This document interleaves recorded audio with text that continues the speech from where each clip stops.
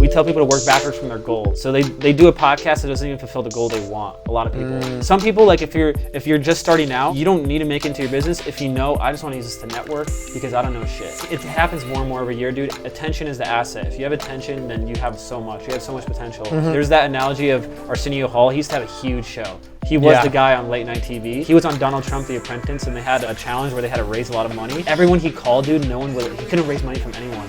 What he said, he's like, when I had a show, dude, everyone returned my call. Yeah. So like, if you don't have a show, dude, people won't give you that time of day. Attention is the asset. That's pretty much how it works, dude. Hey everybody, welcome to episode 128 of the Andrew Deitsch podcast. If this is your first time joining me, I want to thank you for checking it out. The show is all about having meaningful, in-person conversations with some of the most fascinating people that I know. But before I jump into the show, I wanted to mention that this episode of the podcast has been brought to you by Eyes Ahead Media. And Eyes Ahead Media is a group of creative professionals who understand the value of exposure. And in today's social media landscape, eyeballs are the new currency. The more attention you have, the bigger impact that you can make. And over the last 8 months, Eyes Ahead has been perfecting their custom gifts, and they've helped over 30 brands get their gifts trending on all the major platforms. They've created more than 500 gifts that have been used by the biggest celebrities and influencers around the world and viewed over 750 million times. And with their proven system, they consistently get their clients millions of views within their first few weeks. The numbers don't lie, so if you're interested in having your face or brand seen by millions of people around the world, visit eyesaheadmedia.com/gif for more details. All right, so my guest today is Daxy Perez. He's the host of Podcast Success Secrets, and he is a podcast production and marketing expert.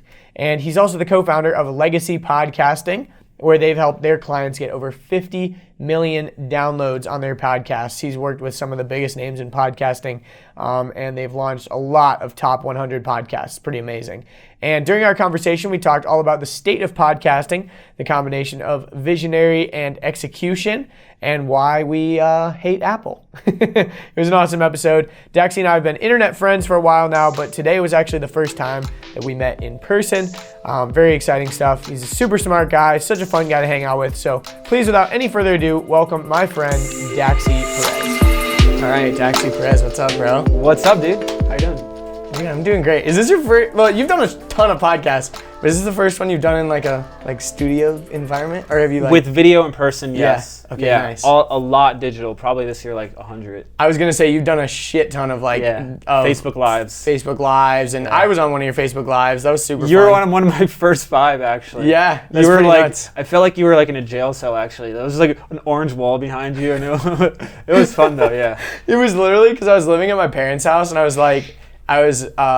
my bedroom was like literally my like childhood bedroom, and so I just didn't like any of the like look of the room itself.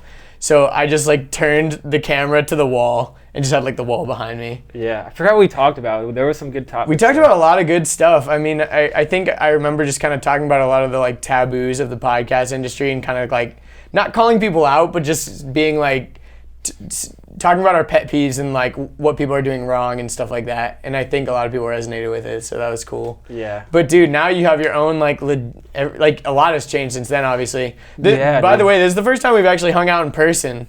Yes. But we've like FaceTime. We did like your Facebook Live, and then we've like talked on FaceTime like a couple other times and like voice chatted a bunch of times. Yeah, on, and like, you're friends with Messenger. my partner Ryan. So which is why I'm in Atlanta right now. Like we're just grinding some stuff. Shout out Ryan Helms. What's up, dude? But you and him started a company, Legacy Podcasting, correct. Right? Yeah. I want to talk about all that, of course, but let's go back. Give us the quick history of Daxy. How did you get to where you are? You're from Florida, right? I was born in Rhode Island, actually. Oh, okay. Yeah, it's small state. Like the school I went to was like from pre-K to 8th grade. There was like 200 kids. Whoa. So I knew like everyone my entire life. Damn. So going to Florida, dude, where it's like in your grade there's like 1,000 kids, it was like shock, dude. Yeah. Like so you went there for college? For middle school, I went to Florida. Okay, yeah. gotcha. It's only because my parents were sick of the cold. But yeah, I've been in Florida, and yeah, my journey, dude, it's like. It's typical shit. Like I changed majors like 4 times in college. I tried everything. I wasn't happy. And I experimented a lot, dude. Like I forget the book that impacted my life the most. I remember I read the book from Jeff Bezos, The Everything Store. He said, there was this one quote, or this one section where he was talking about why he started Amazon. Because he was sitting pretty on Wall Street, right? Making a lot of money in the 90s. and he was like, he called the regret minimization factor. So he would think about a decision in his life, and he's like, when I'm 80 years old and I don't take that decision, and will I regret it? And if he's gonna regret it, then he has to do it no matter what, and that's what Amazon was. So a lot of the stuff I did, like a lot of the risk I took, I'm like, I had to zoom into the future, and I'm like, wait, if I don't do this right now, will I regret it? Yeah, let me do it. Fuck it, because failures you get over, but regret you can't get back. So yeah, that's rad, dude. I think I've never heard that. What is it? The regret factor? Yeah, the regret minimization framework. I've never heard it called that, but I definitely kind of live by that too, because I've been kind of down the same road. Like I dropped out of college after my freshman year because of like a similar thing where I was like, if I don't do this and take this opportunity, then I'm gonna regret it later. Yeah. And I can always go back to school. Like it's not like I'm gonna be mad about that about taking a chance. I'm gonna be more mad about like not taking the chance. Yeah. So like with that started me like failing a lot, you know, getting Amazon and eBay. Like I was doing a lot of stuff, making money online. At one point, dude, I was actually like, I did this for a week. I don't know why I was buying Udemy courses, like $7 ones, and this guy was making money selling balloons to cake shops. And like he would sell pre-filled balloons to cake shops. He would buy the balloons. He would be like, hey, you know, here's bundles so you can sell. And then he would make $3 profit. I did that for like a week. Really? And I'm like, this is the stupidest thing ever, dude. It was the stupidest the margins were so low, and I was walking with balloons everywhere. It just looked so dumb. Like I wish I had photos of that time. Like someone took a photo of me with balloons. That'd be the greatest story ever. But yeah, so I would just try a lot of things, and I became a digital nomad. That was probably the biggest risk I took. I was in Thailand and Bali for like a year. That's sick. How old are you at the time? That was in 2016, 17. Nice. So early 22, 23. Nice. Yeah. How old are you now? 26. Okay, cool. Yeah. We're like about the same age. I'm 25, so. Yeah. Yeah, that makes sense. That's really cool, man, because like I think a lot of people see that kind of stuff like on social media, and they see it on the internet like this woman left her job at Wall Street to live in the islands of, you know, the Philippines for a year or whatever, and people are like, oh, that's so cool, wish I could do that. Dude, there's pros and cons, dude. Oh, for sure. What's actually that I didn't expect is you actually save a lot of money. Like, it's cheaper than you think. Thailand, bro, the cost of living is super low. I couldn't spend more than $1,000, dude. I'm like, what can I spend money on? Like, I was getting a massage every day. Like, I was living in a nice place. Like, things are so cheap, dude. That's sick. Bali's a little pricier. Like, if you want to spend money, you can spend money in Bali. But, and then just, like, you get to network with a lot of other travelers. So, I made friends with people from different countries. So, yeah, a lot of stuff opened up from that. But, like, that's super I got dope. Food poisoning like 4 times. That's one thing people don't talk about. Like, the health part, you know? Yeah. My friend posted a thing the other day about it. He's like backpacking through Europe right now, and he's like, it was like a boomerang, and it was just a laundromat like spinning, and it was like, so David, what did you do in France? And he's just him at a fucking laundromat doing laundry, because like, you know, like you gotta, like when you're traveling for like long periods of time, you gotta do laundry. Dude, in Thailand, I wish they had it here, dude. In Thailand, there was an app where they would pick up your laundry on a scooter with a big thing. They would deliver to you in like 1 or 2 days, dude. 40 baht. Which is like 35 baht is $1. What? Dude, that's sick. I actually know of a service that's here in Atlanta called 2U Laundry. Okay. And they do that, but it's not on a scooter. Like, they're coming in a van. I do this girl, dude. I would see her on the streets all the time, like, do your thing. Just delivering sick. Laundry, dude. That's sick. Yeah. That's a nice little side hustle. And scooters are big there too, actually. Yeah. Because the traffic, it gets so congested. Yeah. Like, you would just scooter through cars. So I kind of miss scooters way faster. I feel like I want a scooter now after being in Thailand for so long. Like a sit-down one, like a Vespa kind of scooter, or like a bird scooter? No, not like where you're standing, like a sit-down. Yeah, like Bali type scooter. Yeah. A lot of people actually died in Bali because of scooters. Yeah. I'm sure. Yeah, it's crazy. A lot of drunk there. Australians.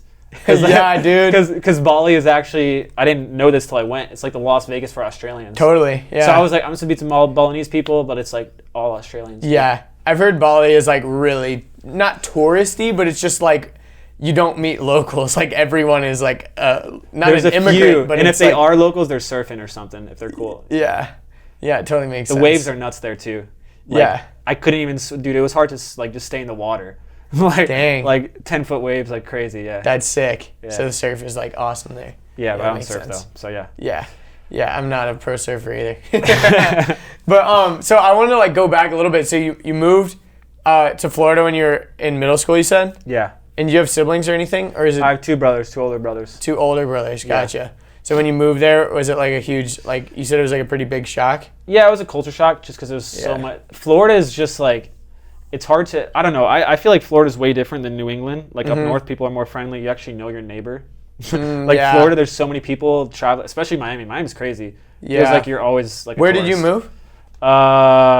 Like Coral Springs, which is like near Fort Lauderdale, Boca Raton. Okay, gotcha. I've been hopping around Deerfield, Fort Lauderdale, Boca Raton. And where you live right now? West Palm Beach. Okay, cool. Yeah, cool. which is older people, but it's quieter. I like it, so. Yeah, there's tons of old people in Florida. Yeah, I think West Palm Beach is actually like has the most like net worth of people like in the U.S. Like all the old people go there to like die, dude. Really? Yeah, they just get big homes. Yeah, that's pretty cool. That's kind of interesting. One of the highest net worth cities. I wonder what the death rate is. Like, do more people die than are born there? You know, yeah. I'm sure there's definitely a lot of ambulances just driving around, just waiting. Dude.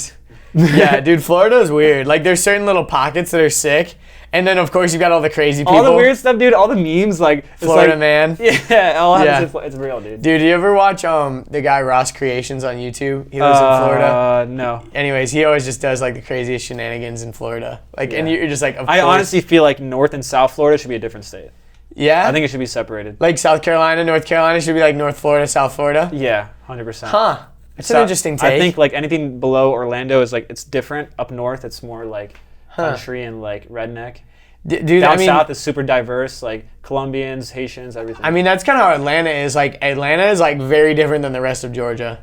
Like you go like, you know, I haven't been to the rest of Georgia. So. Dude, like it's all like redneck country type shit. Like you go like 30 minutes north of here, you're in like country, you know, 30 minutes south of the city, same. Like basically in the area of Atlanta, it's very, very different than like the rest of the state. I think that was weird. Like the middle of a state was like, we want to be our own state.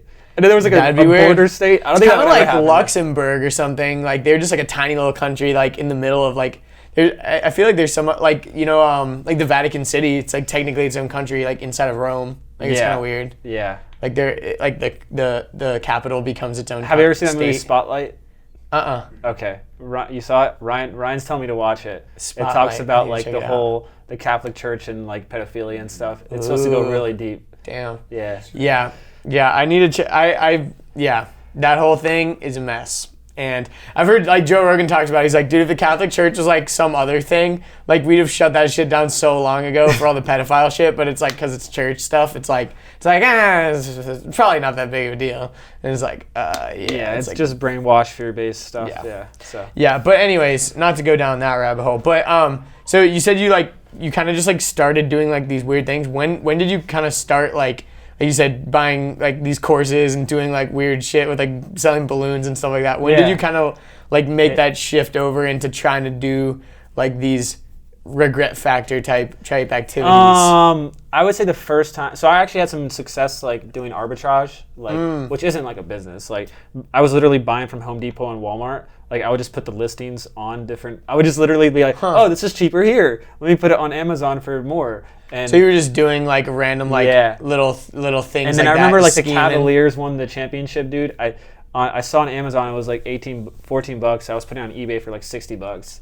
Like LeBron, dude, I made like $8,000 like in a weekend. But damn, the seller actually ended up being in China, and he ended up shipping all the wrong sizes, dude, or like half of them were wrong. eBay is like if you get 3 like returns, like you're done. So I got banned. So then I had to kind of find another revenue stream. So I wanted to stick in e-commerce. I ended up buying a course, dude. The first course I ever bought that was more than $9. Because the webinar was so good. It was the first full webinar I saw, and like I was just like, this is amazing. Why isn't anybody do it? It was high ticket drop shipping, and it was the first credit card I ever got. $2,500, maxed it out. But I put myself in a situation where I couldn't go back. Because I was always piddly paddling, like trying a new thing, like shiny object. And I was like, if I do this, I gotta stick to it because I gotta pay the credit card back. What was the course? It was Anton Kraly, Dropship Lifestyle. So it was based off of like getting suppliers in the U.S., not fucking China and stuff, and selling high ticket. So you wouldn't have to sell as much product. It was like the average ticket was like $300. I sold like a $16,000 like greenhouse once. Damn. Yeah, but it was all based off of Google. So people would search a product, the listing ads. And so you only had to make a few sales a month to make profit. And that's sick. So I made a few of those stores. That's why I went to Thailand, because I was like, oh, everyone who's smart and doing this lives in Thailand. Right. So it's like the whole 4-hour work week thing. Yeah, exactly. Like once you get that automated, it's pretty it's a lot of upfront work. Getting the supplier, like I had Did to you call ever- suppliers and like convince them and stuff. Yeah, no, that makes sense. It's funny because I think like a lot of people have this idea. Like I think the 4-Hour Workweek as an idea is like it's a really good book as far as kind of like rewiring your brain to think like I think he calls it the new rich or whatever. Like you start to kind of think that way, and then you start to look at the world kind of like differently.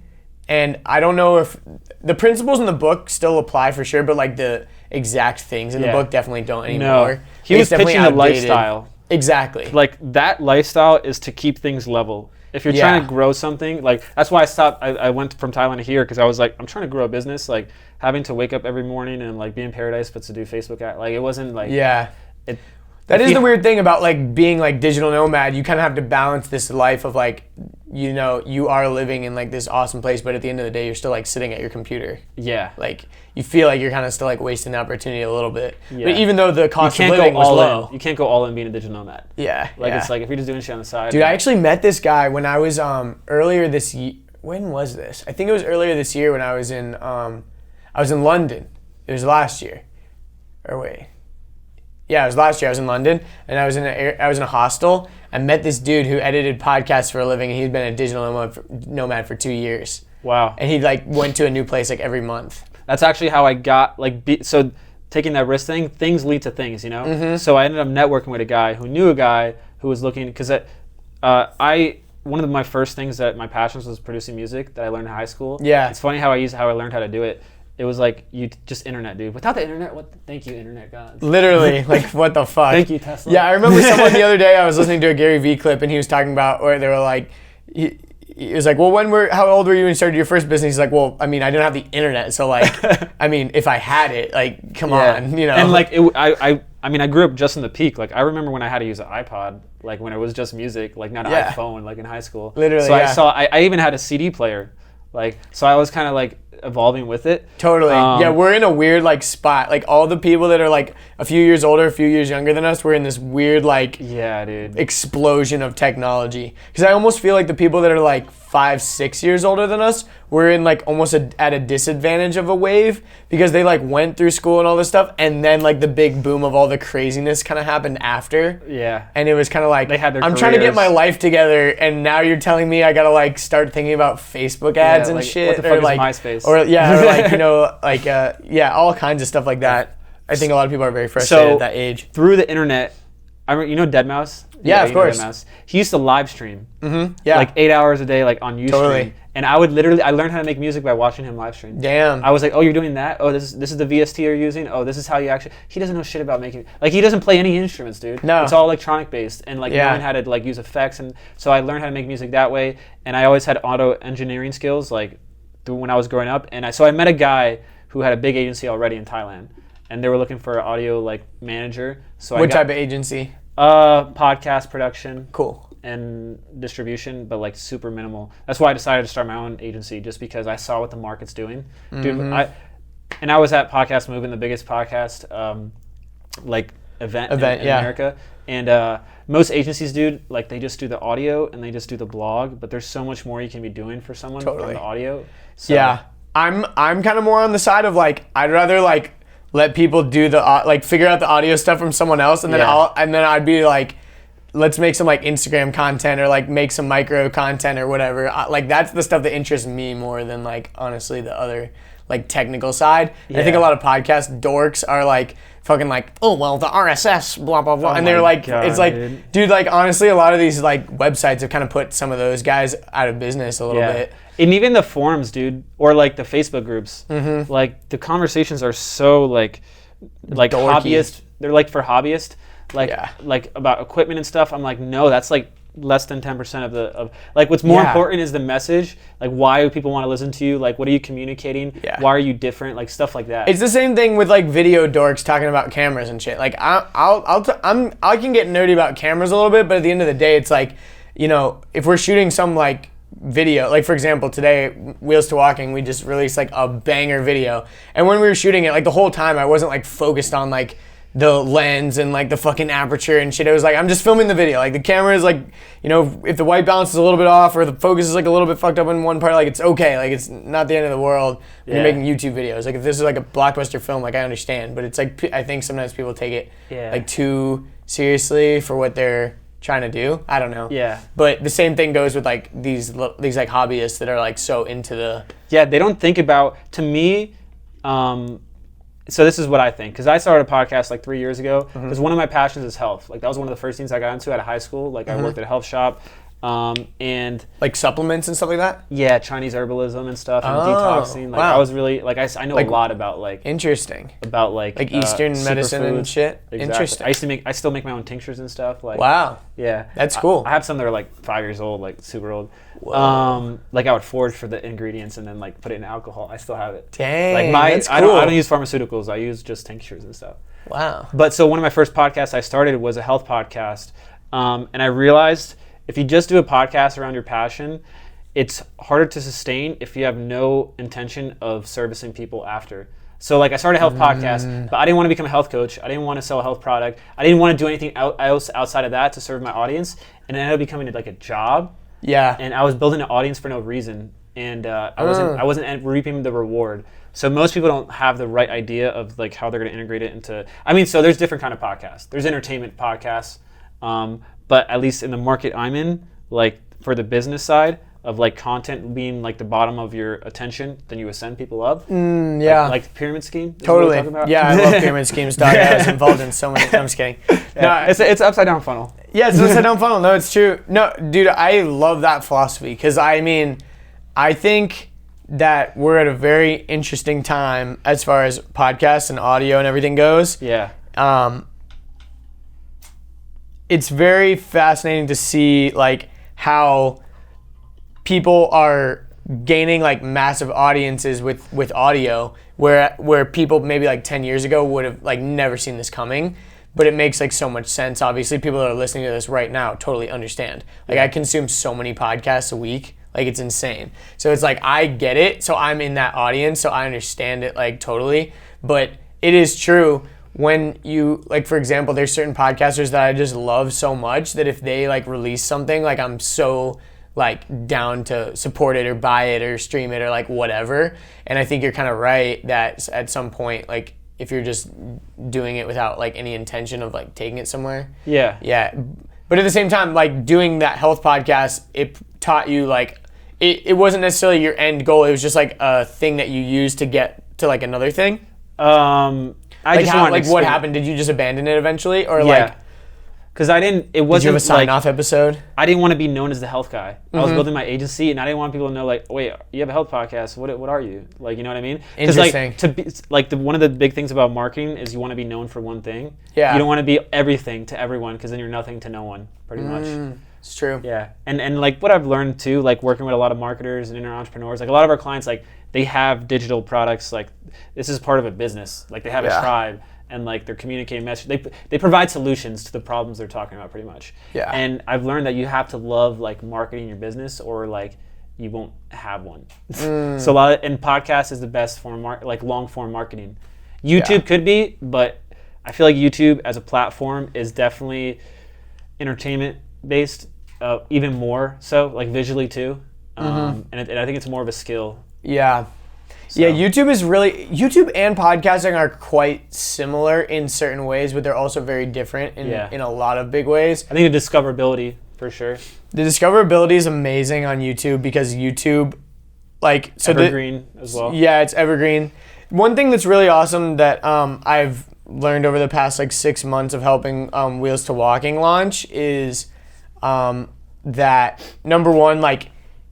just starting from a business standpoint from the beginning was like really important, because I think a lot of people start off at a YouTube channel or anything. Like you got to decide up front whether this thing is going to like make you money, or it's going to like eventually help you make money, or if you're strictly doing this out of a hobby and like whatever happens. Yeah. You know? Because like if you don't set that type of intention, it's kind of like what you were saying. It's like when I'm old and I am sitting on my deathbed or whatever, am I going to regret not doing this or whatever? You got to do things like that. Yeah. But at the same time, you got to kind of play out the scenario in your head. Like best case, worst case, like what goes down. Yeah. Because like I think a lot of people just to get this idea, they listen to a lot of podcasts and they're like, you know what? I should start a podcast. Yeah. And it's like they don't really realize how much work it actually is going to take. Yeah. And that's one of the, I mean, as you do things and you fuck up, you get wiser, you know? Like, that's the natural inclination and instinct is just to do something and go. But one of our biggest emphasis is doing a lot of research. Like, our opinion doesn't mean shit. Like, we have to look, like, at the market, figure out, what are people consuming, like, what's trending. Because a lot of, like, your ideas, too, and, like, what's going to work is just timing of, like, what people want to hear right now that's unique to, like, this current time period. And, like, a lot of people just blow up out of nowhere. Because like there isn't like for let's say someone's providing a solution to the whole entire market, right? Gary Vee's telling people do this podcast, but there's no one providing that solution. So people's problems, like if you know the current problems of people, you can provide that solution and be that new person that comes out of nowhere. Yeah, you know, which is always happening. There's totally. always someone coming out of nowhere and then people dying. So it's just waves. So. Yeah, being able to ride that wave of like attrition, because like also you don't want to be the one hit wonder guy that like gets a video with 1 million views and then your channel dies or whatever, or like same thing with a podcast. Like, well, podcast is kind of different though because I think it'd be really hard to have one single podcast episode that got millions of views and then like no one listens to any other ones. Like how would that really be possible? Because there's multiple steps to listen. Yeah, it's not like you're just like browsing podcasts like here's some recommended episode. Like that's not. Yeah, there's not like a trending page for. Well, there is on iTunes, but like no one does it like that. Like no. Yeah, you don't just jump into like a 3-hour episode because you like heard about it. Most of it is word of mouth, actually, like over 60%. Yeah, I've recently at my like call to action at the end of the episodes, I used to be like, go rate me on iTunes, and now I always say like, take a screenshot and post it on your Instagram story because I think that goes a long way. Yeah. It goes way more than the like rating because also. So here's like my kind of philosophy towards things, and I want to hear like your opinion too, because like at the end of the day, like you said, kind of like the opinions kind of fall away when the data shows up, and that's one thing that like I believe in, but at the same time, like I also still definitely believe in like following your gut, even when it's like against what other people are doing, because maybe you're like doing something new or whatever. Anyways, so like. In the beginning, when I started my podcast, it was all just because like I saw other people having like a show and having cool conversations with cool people, and I was like, I have cool friends, I can have cool conversations. I don't even care like that much if people are listening. Like I want to have more of an excuse to like sit down with these people and actually talk with them. So that's actually the biggest thing. We tell people to work backwards from their goal. So they do a podcast that doesn't even fulfill the goal they want. A lot of people. So like knowing what that goal. Some people like if you're just starting out. You don't need to make it into your business if you know, I just want to use this to network because I don't know shit. Yeah. You know, I just want to talk to people and like who would never give me the time of day, there's people I talk to, bro, they would charge so much to get their hour, but it's a podcast, they're like, oh cool, let's do it. Yeah, exactly. And that's one thing that I kind of like have in recent months like almost kind of forgotten, like I've almost devalued my show in my own mind a little bit because I forget how many like doors it's opened, because when I first started my show, like I literally was just working a normal job. I was living at my parents' house, and like I literally just bought like a recorder and would go to people's houses and record with them. Like I didn't have a studio, didn't have a camera. I didn't even know how to like edit videos. I didn't know how to edit audio. I just like I knew how to do like Photoshop type stuff, but like that was it. I'd never made music. I've never like done any of that kind of stuff. But like I just wanted to like figure it out so that I could just do like something. Because I remember thinking like I know I want to like own my own business or like do something like entrepreneurial or whatever, but like I don't know what. And I know like my end goal is to like eventually be my own boss and you know like all that kind of stuff and like be successful, whatever that means. But like I didn't like know the ladder rungs to like get there, you know what I mean? And so I always think of it like the Tarzan analogy, where like Tarzan's trying to get to the other side of the jungle. He's gonna grab like the best vine that he can see, but he doesn't know what vine is gonna be like next once he gets to the end of that swing. And then he definitely doesn't know the vine that comes after and after and after. And he's gonna zigzag a bunch, but he's eventually gonna get to the other side. So like that's kind of how I like view my podcast a little bit. It's a good analogy for people who blew up on Vine too. Yeah, exactly. It's totally true because Vine was like oh shit, what do we do now? Yeah, YouTube, what's up? Yeah. King Batch, actually, I went to high school with him. No way. That's crazy. Dude, it's funny. He was like, I don't know if at most high schools they have like a news show for the week. He was the host of that news show. It would play on the TV. Everyone would see him. Hilarious, dude. He used to always make everybody die, dude. That's funny. You know what's also funny that I thought about the other day is my friend, Jake Fee. Shout out to Jake Fee. I've been trying to get him on the podcast for a minute, but he edits like videos for some like cool rappers and stuff like that, not just like local people, like big people.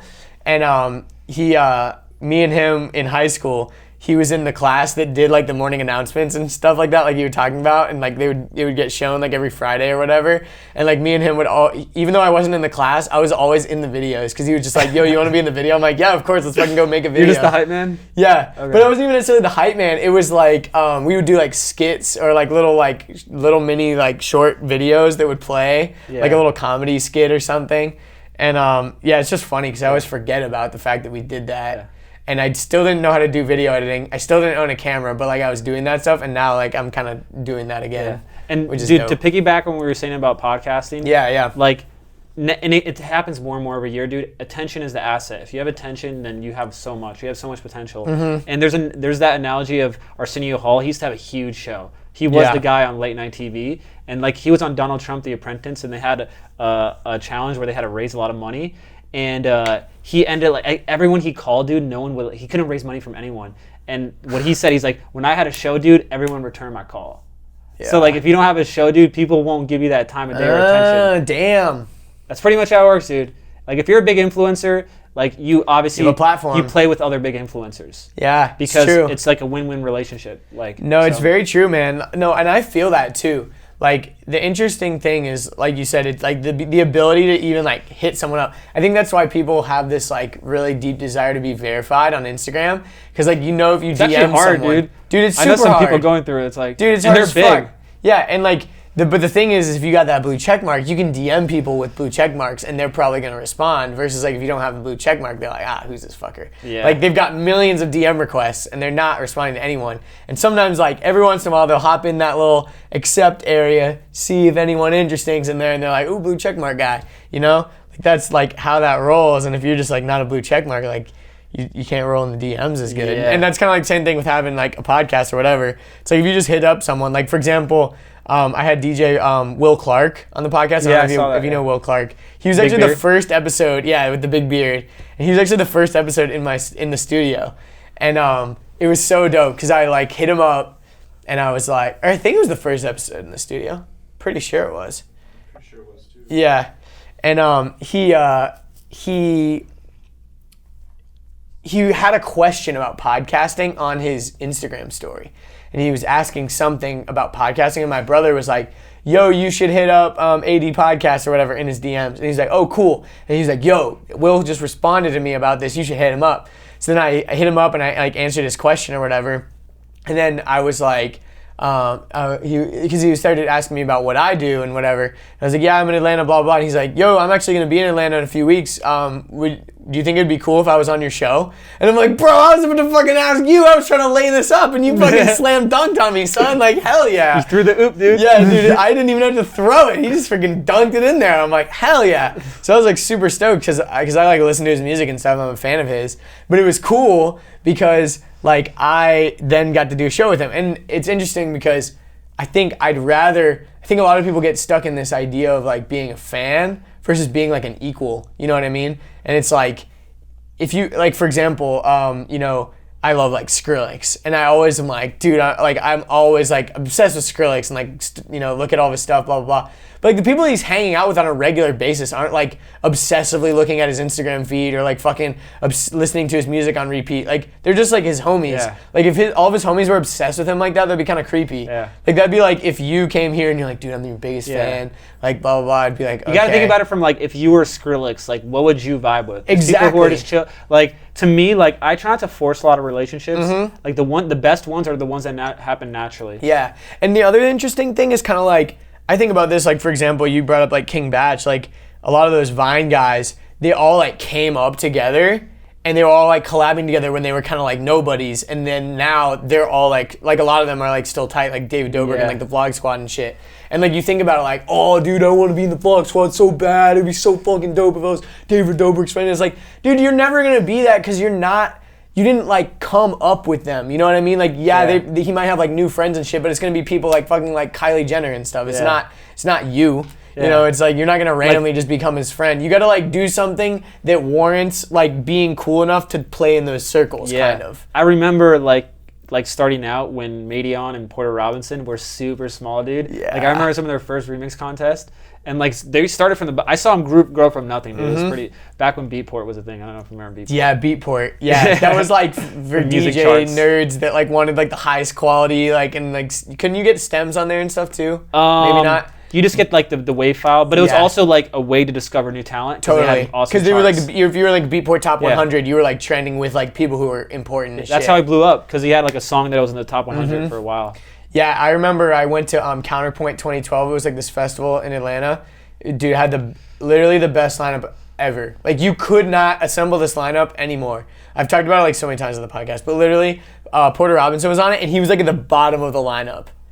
It was sick. I saw it was him, back when he had Spitfire. You know the album Yes. that was like the Spitfire album back when he was making like dubstep? Dude, I have photos with him. I saw him way before when he was smaller, dude. It was like a that's small sick. like Thanksgiving parade in Fort Lauderdale. Dude, there's this amazing video that I saw a while ago. It was like an interview with Skrillex, Porter Robinson, and Zed from their tour.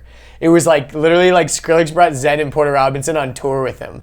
And it was literally them, and they're like, yeah, we're here in Portland, or like whatever the fuck they were in, and they're like, and Porter Robinson's like this nervous little guy in the background. It's like, and Zed is like so shy and tiny, dude. It's so My cute. favorite, I think it was EDC Orlando. I forget what year. I think it was 13 or 14, or maybe before that. It was Madeon into Porter into Skrillex. Back when Scary Monsters was like blowing up, and like, dude, that was the best like back to back ever. Yeah, dude. Yeah, Counterpoint. It had Skrillex. Get this, dude.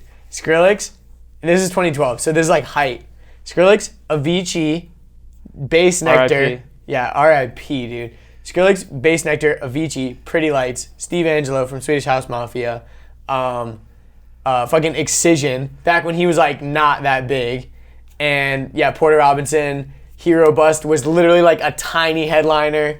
Like so many people that are like huge now. And then the crazy thing to think about too is like a lot of the people that you see on that lineup, because I've looked back on it so many times, I'm like, whatever happened to that guy? Totally fell off, you know? And even though they might have been like kind of up there, it's like people don't ride that wave sometimes or whatever. Like it's kind of interesting. Even some of those guys, they don't release a lot now. It's Yeah. weird. You know what's actually really interesting? Did you ever listen to Bixel Boys, or do you know of them? No. So Bixel Boys, they were like a duo, and they like broke up recently, but not necessarily because they were like had like a beef or anything. It was like they were just like, they're like, yo, this has been a crazy ride. Like, we love the fact that we were DJs for a living, but like we're piecing out while we're still ahead. You know what I mean? And the one guy, he ended up going and creating his own like marketing company and branding company for other DJs, because that was the side that he like really loved. So he was like super into like the merch and like designing logos and like all kinds of shit. Like, do you remember Free Life? Like all those shirts, like Skrillex would actually wear them. Okay. It was like a brand called Free Life. It was like Free Life by Bixel. So it was like literally their like weird little sub merch line.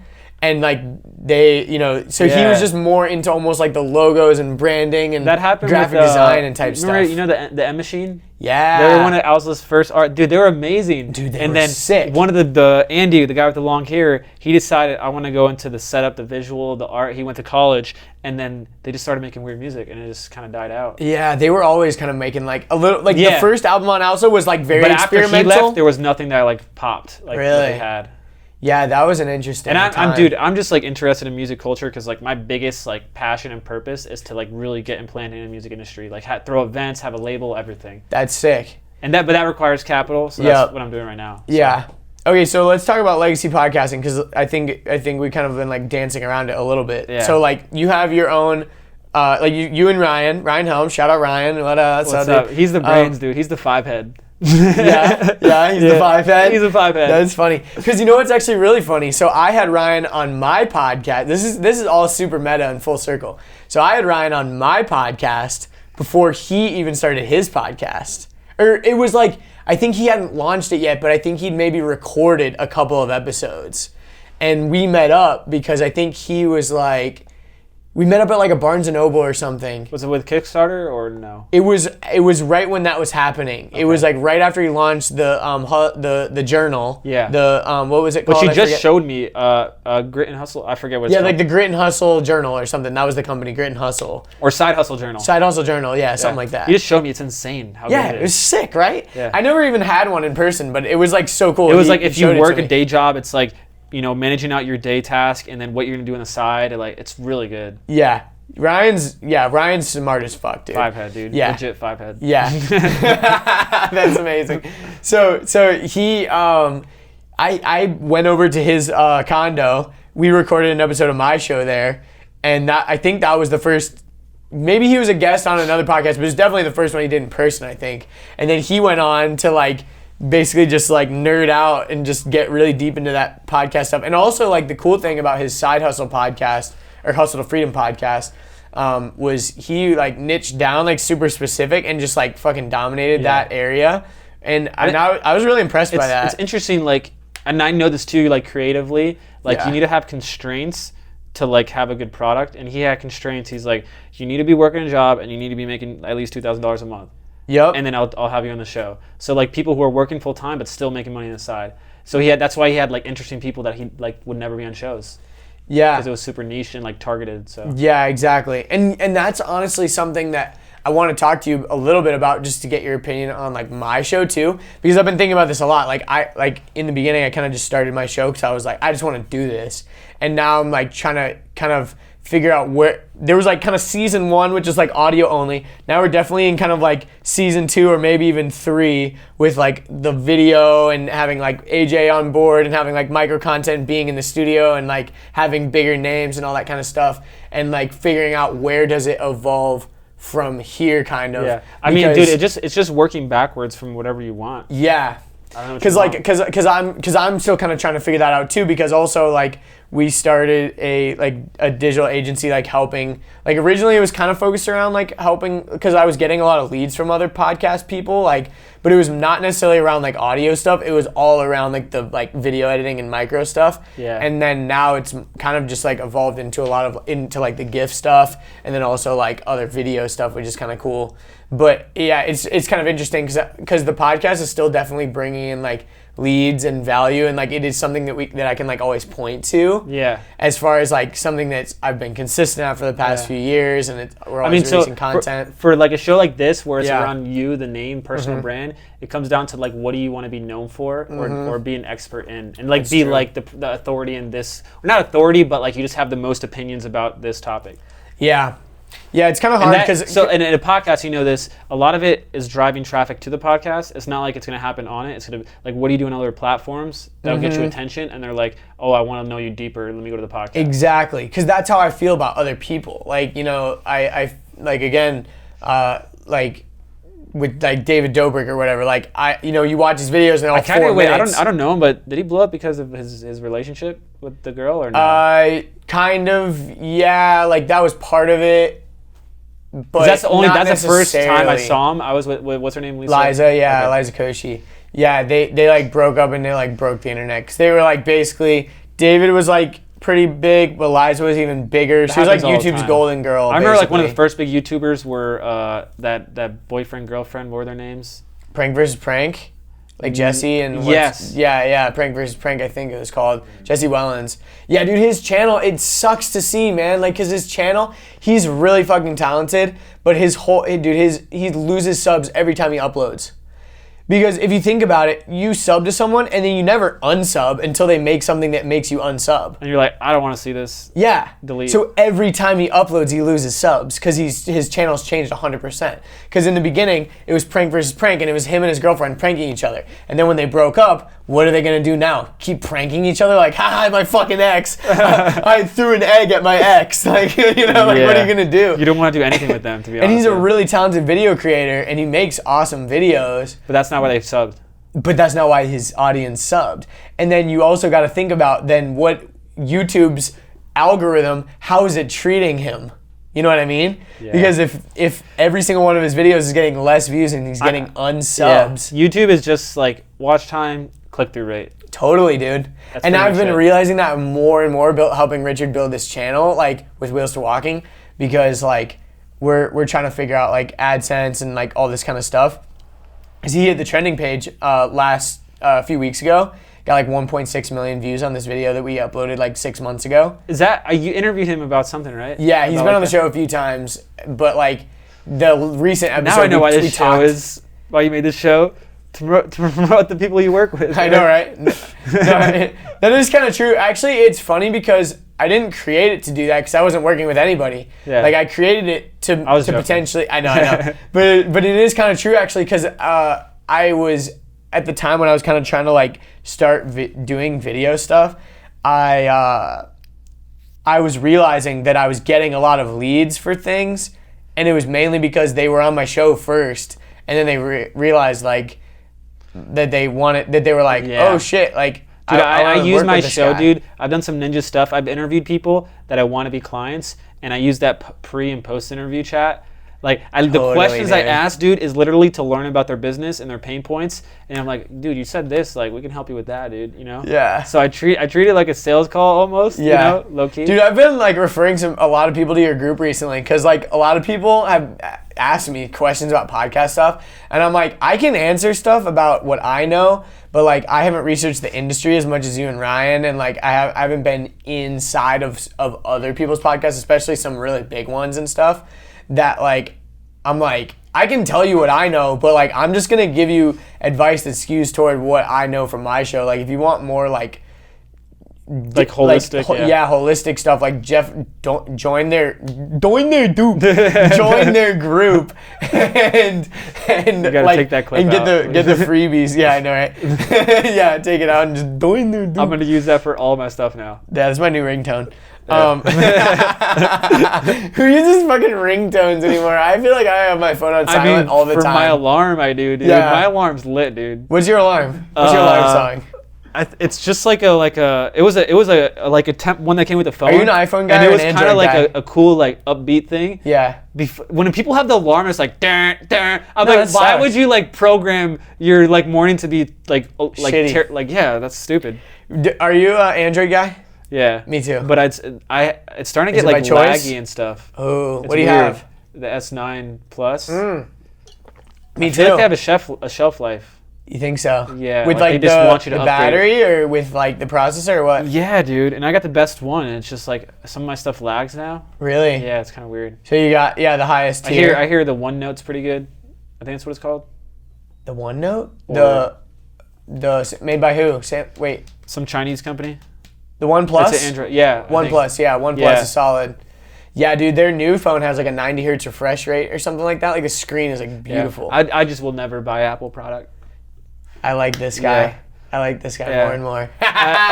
only because, dude, I want to. Subscribe on Apple Podcasts. Yeah. Not. Yeah, I wish Apple Podcasts didn't dominate. Dude, okay, let's talk about that because I'm actually really interested to hear your thoughts on this because, okay, YouTube is amazing for like monetizing long form stuff.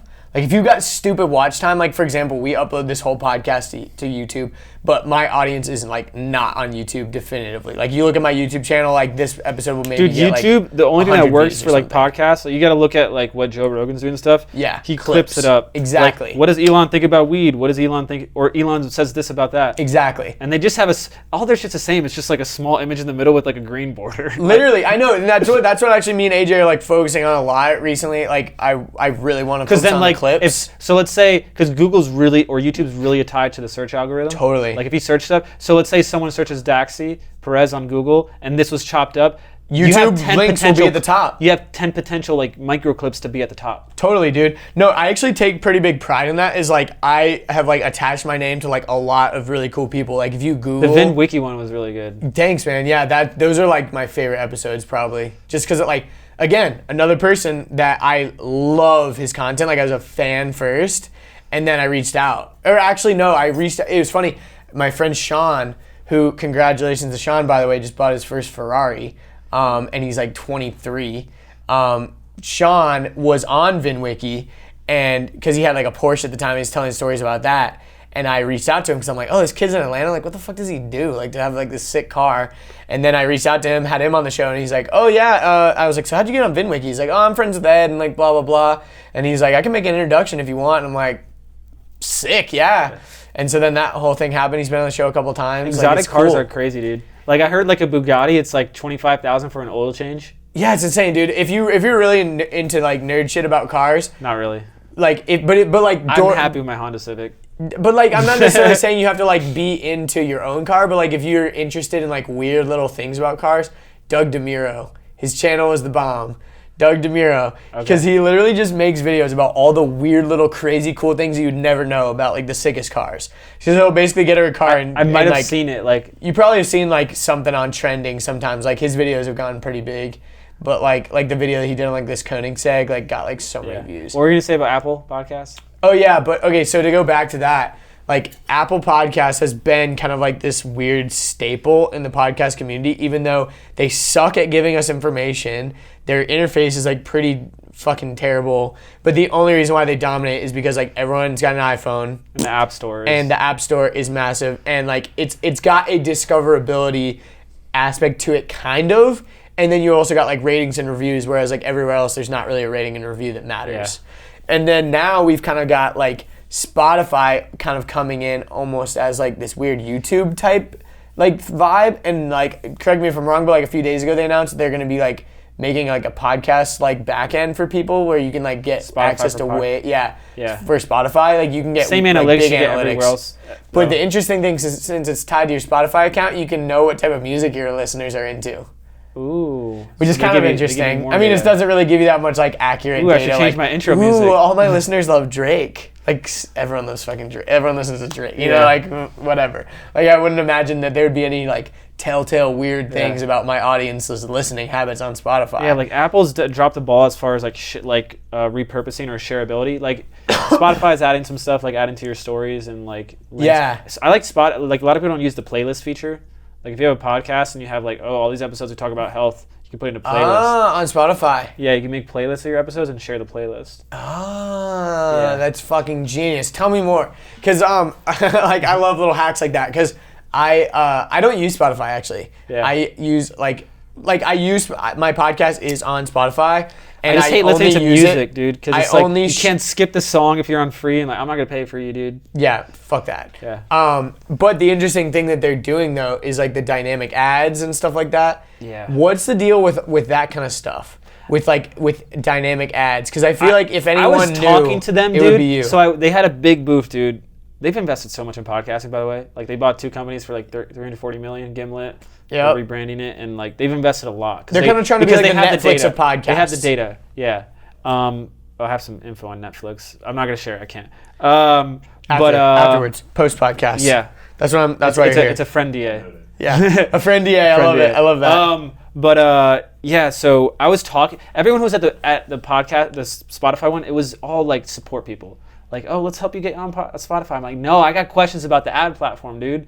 I'm like, because to me, it's like. That's because I always look for things that like people aren't doing that could work, and I'm like, if we can do like a cool like advertisements on Spotify, like 30 seconds, and go directly to the podcast, like that would be gold. Yeah, dude. Okay, so here's my struggle as a podcaster. I've got an audience. It's not massive, but it's not like 5 people. Like it's enough.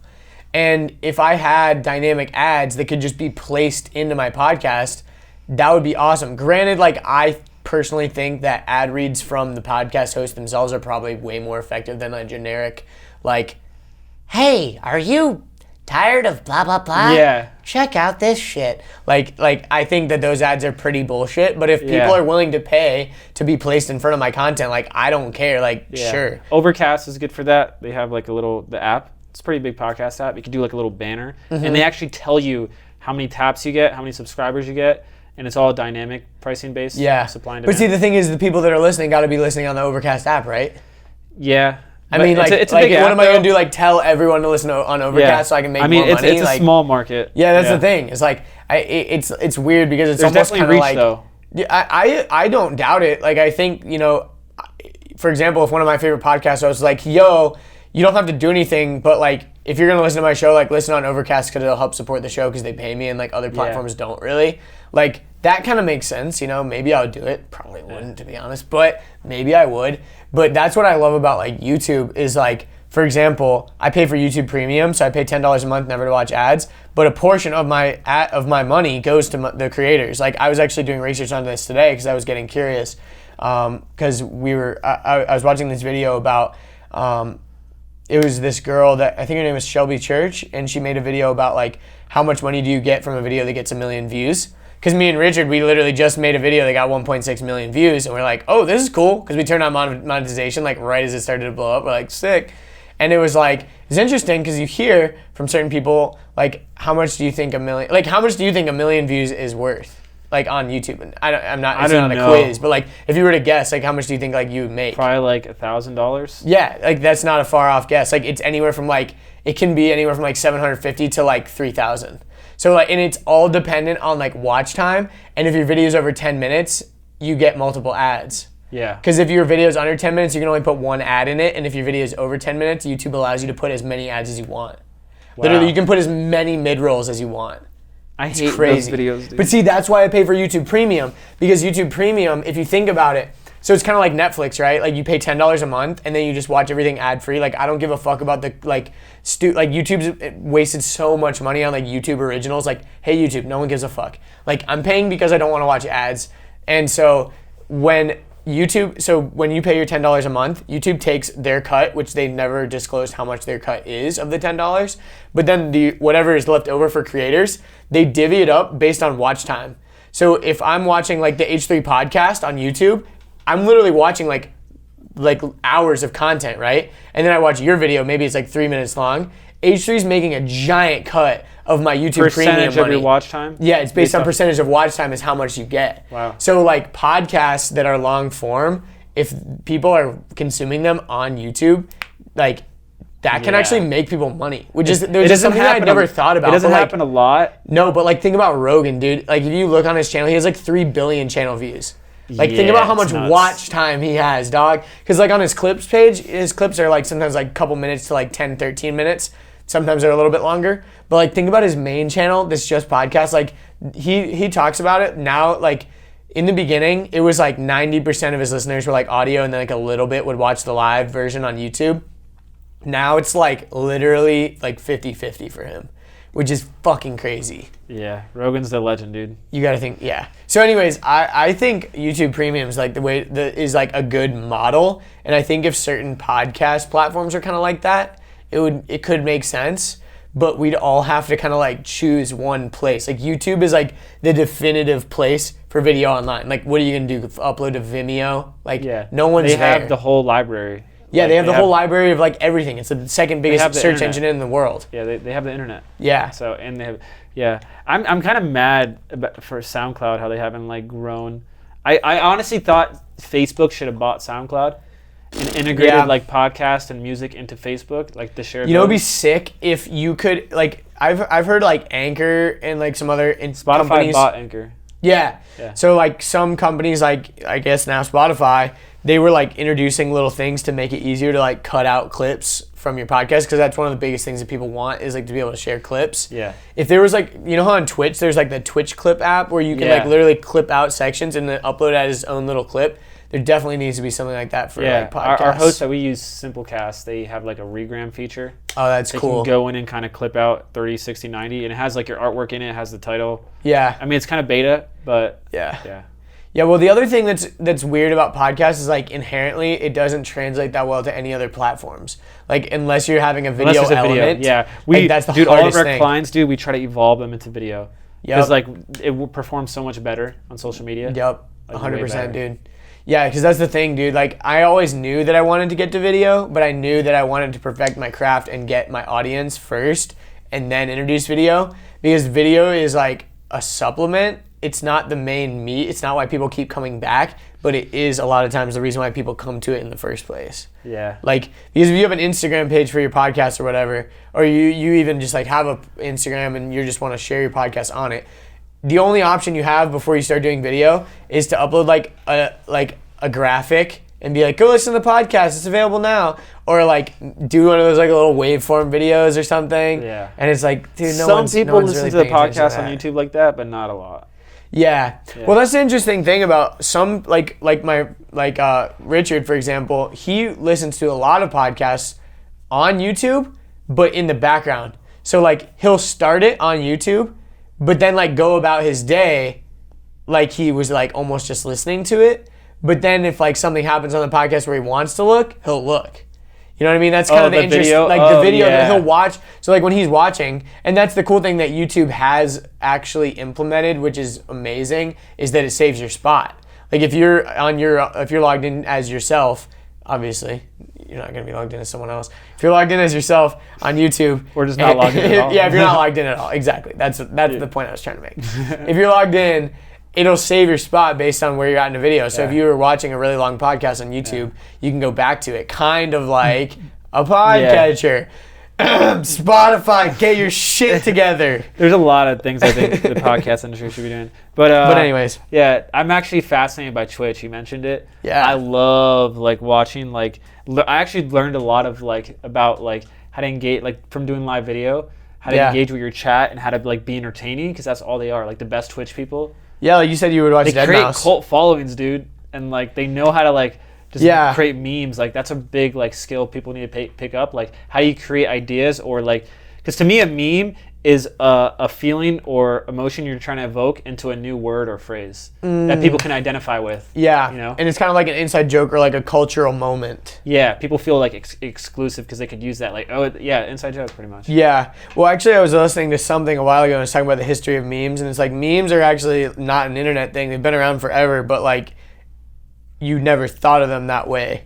Like, but the virality of them now. But the virality of them now with the internet, it's uniting the world. Where like a meme before might have been isolated to like one area, like some like catchphrase that people would say. Like if you remember like the Bud Light commercials back in the day, where they said like, what was the thing that they would say in the commercial? They're like, oh yeah, or like something like, or like it was something like that. It was like, it's a great meme, dude.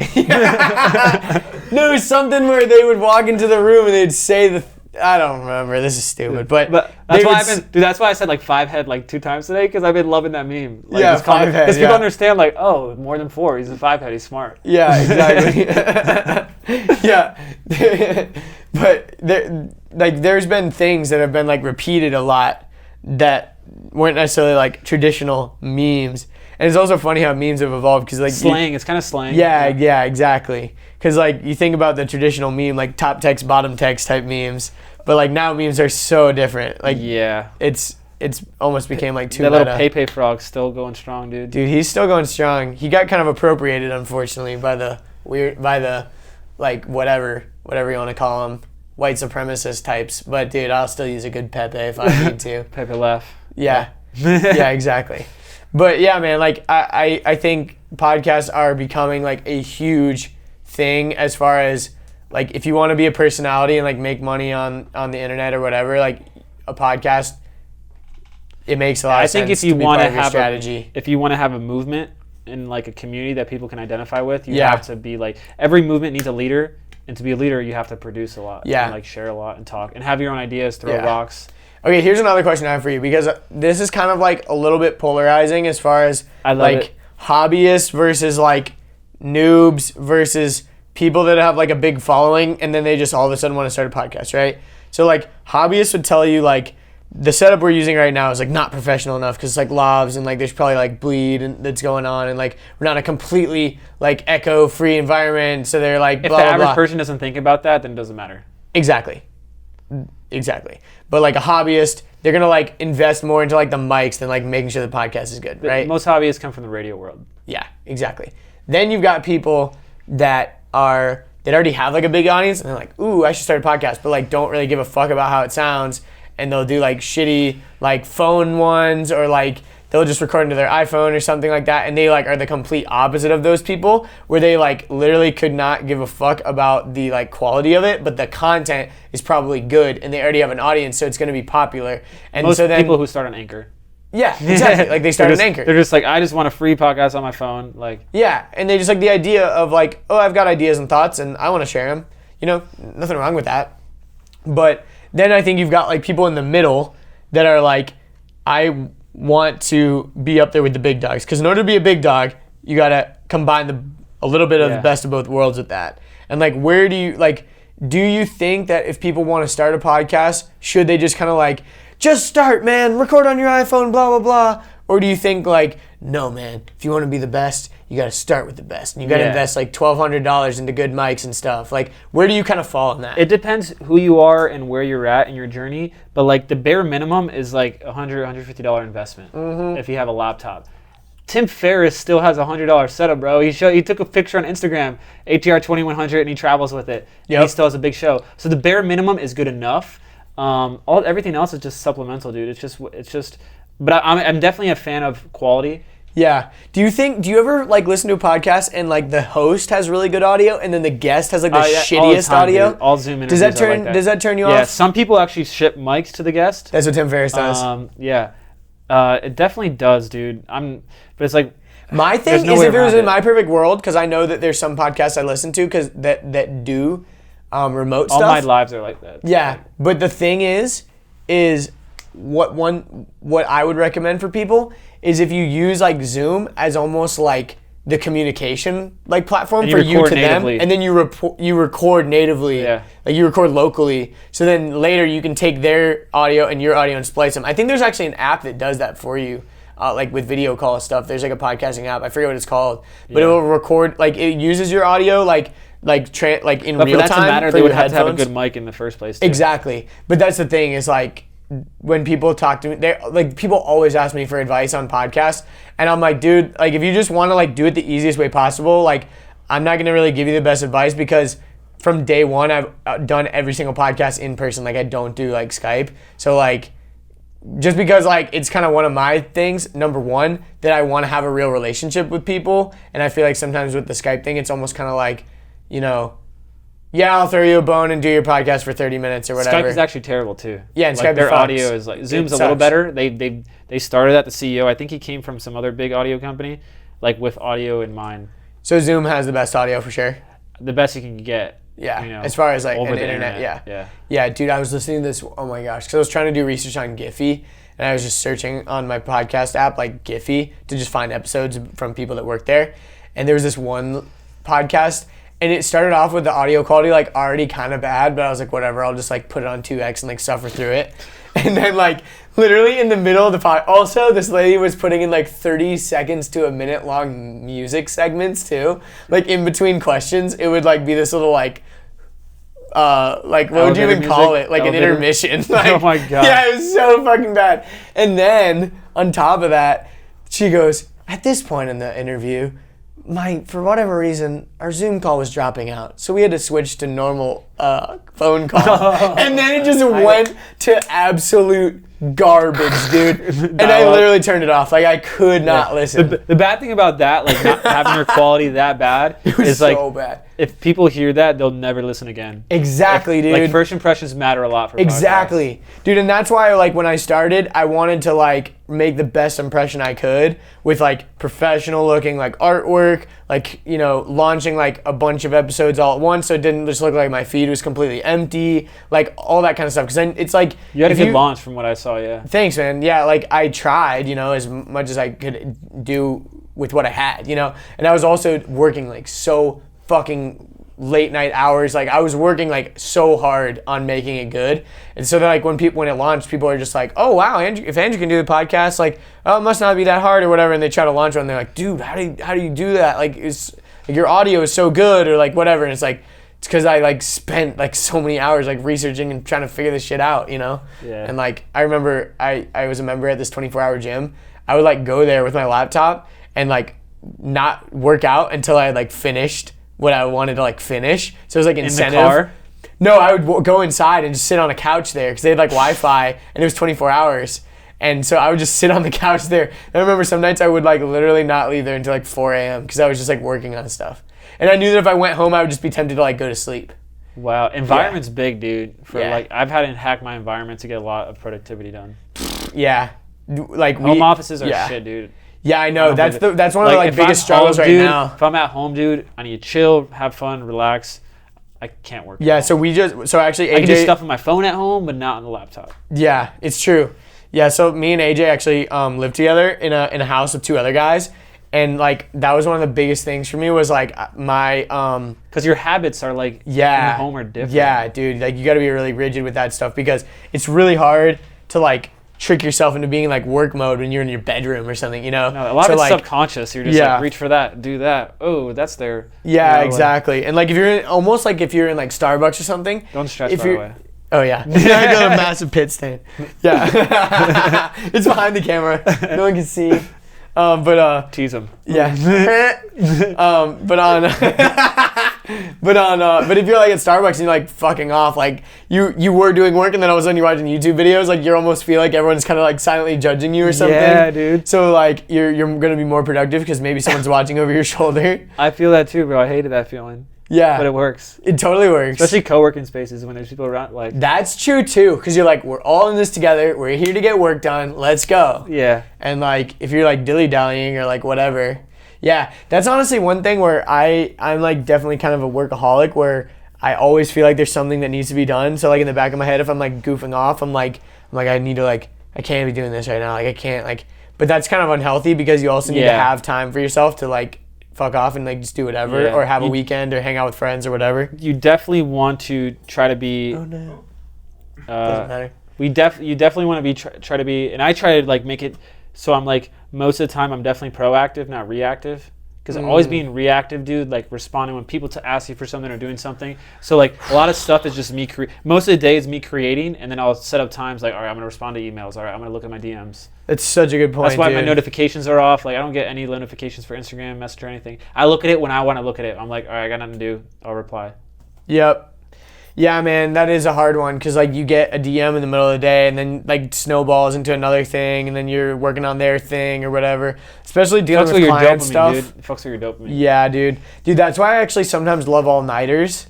Like editing, just going into a rabbit hole and just editing all night because like no one's going to text you. You're not going to, like the only distraction you're going to get is from yourself and like no one's up. You can't like you can't like call someone or like do anything. Like you can't do anything real. You can't even like go anywhere. You can't even like go, like you can't even like get in your car and go you can't even go to like McDonald's. Like they're closed at like 5 a.m. Is Uber open after 12? Yeah, right, yeah. Uber know. Eats, like you can't like go to you can't screw off as much. It's like these are like late night hours, dog. You gotta like put in the work or go to sleep. Like that's it. Like, you know?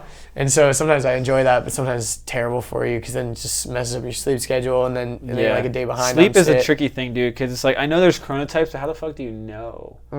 Like it's like when do you know it's just like you're just going with your sleep clock or you're just fucking sleeping too late or some shit like that, you know? Yeah.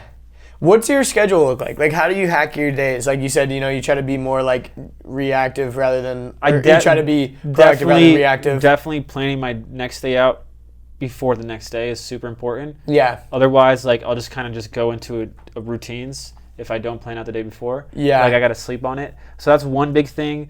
You said you're like super into health stuff. Like, what do you do as far as like that kind of stuff? Like that's kind of interesting to me too. I fast in the mornings usually. So like you don't eat until what time? Probably like 1 or 2. Nice. Sometimes I'll have coffee with like bulletproof coffee type thing. Sometimes if I worked out a lot the next day, I'll just have like 3 eggs in the morning. It's not a big deal. I just don't want like sugar or carbs because then that'll fuck up my brain kind of. Yeah. Do you feel like once you have that first meal of the day, you're kind of like sluggish afterwards? You gotta take a break, or not like if it's like after 1 or 2. Interesting. I try to like kind of portion what I eat, but like I definitely try to be active in the morning and get in my body, like breathing, like some sort of movement. Yeah. Because then the rest of the day, that kind of helps me remember my posture and like I feel like if you do that too late in the day, then you weren't like I don't know. No, I totally vibe with that because I've been in a bad routine the last like 5 days or so, where like I wake up late because I stayed up too late doing something. That's the biggest key to waking up early, dude. Sleeping early. Yeah, you just gotta like go to sleep at like 10 or 11 or whatever. You kind of gotta like few hours. What time do you wake up? Kind of like 8ish, 7 to 8. That's not bad. Yeah, Ryan's been making me get on these calls at 7:30. It's pissing me off. Dude, honestly, like having a call really early though, it kind of helps me because then you have something early and you get your day started. Accountability is my hack, dude. Same. That's why having a partner is really good. If I didn't have a partner, bro, I would not be doing this business model. I'll be more digital coaching, like one-on-one. I wouldn't be having clients because like there's a book called Rocket Fuel. It talks about the companies that grow the fastest. There's usually a visionary and then there's an integrator. Like Steve Jobs was the visionary. I got these ideas. Like we're gonna have this vision. You know, Wozniak wrote the code. Steve Jobs didn't write any fucking code. You know, so yeah. Dude, I think about that a lot. Like, I never really realized that was kind of how the world worked a little bit until, like, later on. Like, for example, the smartest people I know, dude, they're stupid as fuck at certain things, dude. Yeah. And they don't even want to touch it. Even, like... They're like, don't tell me about it. Yeah. Yeah, like, even... Like, because I never realized that. Like, it would be cool to, like, start an app or something, but I have no idea how to code. And it's like, dude, all the nerds that know how to code, like, don't have any ideas. So, like, they need you, you know? Yeah. And, like, I've never really realized that. One of my mentors, he calls it the curse of competency. Huh. If you're competent at everything, you're fucked. Yeah. Because then you're going to want to, like, be a perfectionist for everything. You're going to have opinions about everything. You're not going to kind of, like, try to outsource it. That is kind of true, man. The only time that it gets to the point where you do want to outsource it is when you get so tired of doing it and it's so monotonous that you like are willing to give up that creative. Like that's kind of what happened with me. It was like after like 100 whatever episodes, especially once I added video, I was so burnt out that I was like, I gotta bring someone else on or I'm gonna like... The cons were higher. The cons were higher. And then also I wasn't able to work on anything. Like in the beginning, the podcast was the passion project. And then after it was kind of like, I want to work on like some other creative things. Like this is boring me creatively. You know what I mean? And so like, I needed to have something else so that I could work in my zone of genius rather than just like locking myself to like this one thing kind of. Yeah. But yeah, I definitely can relate because yeah, like I think about there's a dude named Benny Blanco. He's written like so many songs. Like he's like so many top hits. Sounds but like familiar. Yeah, like you probably Like kind of know his name. But like you wouldn't even know, like he's written like "I Kissed a Girl," "TikTok" by Kesha, like so many Maroon, so many like Maroon 5 songs. But not only does he like write the songs, but he like does everything. But then like the person's like the face of it, you know, like. But he doesn't know how to play any instruments. Like he literally has no idea how to play like a single instrument. But like he'll just like say, and he can't even sing well. Like he literally just like writes a song and then like sings kind of like a shitty melody, and then like gets people who know what they're doing to like make it or whatever. Yeah. And I'm like, how do you even like get into position to do that? You know what I mean? Like it's kind of crazy when you think about it. Like there's a lot of people like that, but they hold themselves back by being like, oh well, I don't know how to do it, so I can't. But it's like the lead singer, I think it was like for The Doors or something. He didn't even know how to play an instrument or anything, but he had all these songs in his head, and he'd be like, okay, to the guitar guy, I'd be like, okay, so you're gonna be like da na na or like whatever, and he'd be like this, and he's like, yes, exactly, and then you're gonna be like that. Like he had the songs all in his head, but he had no idea how to like express them or whatever. Like it kind of goes back to like, you know, putting limits around your creativity will usually create a better product. Like Haywire, one of my favorite artists, like super classically trained. He's actually doing some crazy stuff right now. Like live show, playing guitar, bro, vocoder live. I'm like, fuck you, Daft Punk. This is what you should be doing. Like, you should be doing all this cool stuff. But like I see him, he doesn't get enough respect, dude. No, dude. He's amazing. Dude, you met him recently, right? At his event, yeah. I was telling him, dude, you need to live stream more, dude. I miss it. I watch all of his live streams; they're amazing. But because he's super talented. But like he'll start beats from like beatboxing. Huh. Like it won't be just him programming. He'll just have kind of like a like and just go from there. Huh. Yeah. I feel like that's kind of how I would be if I tried to like make music. Because I've never tried to make music, but I think I probably could. Like I could probably be like decent. And he's not a vocalist now, but he's like crushing it with vocals. Just interesting. Vocoder is magic. Yeah, that is true.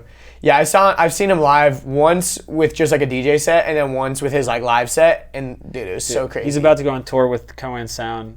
Oh, dude, I haven't heard them in forever. Their new album is so dope. I need to check it out. Yeah, they're gonna go. They're another one that was kind of like coming up with M Machine. Yeah.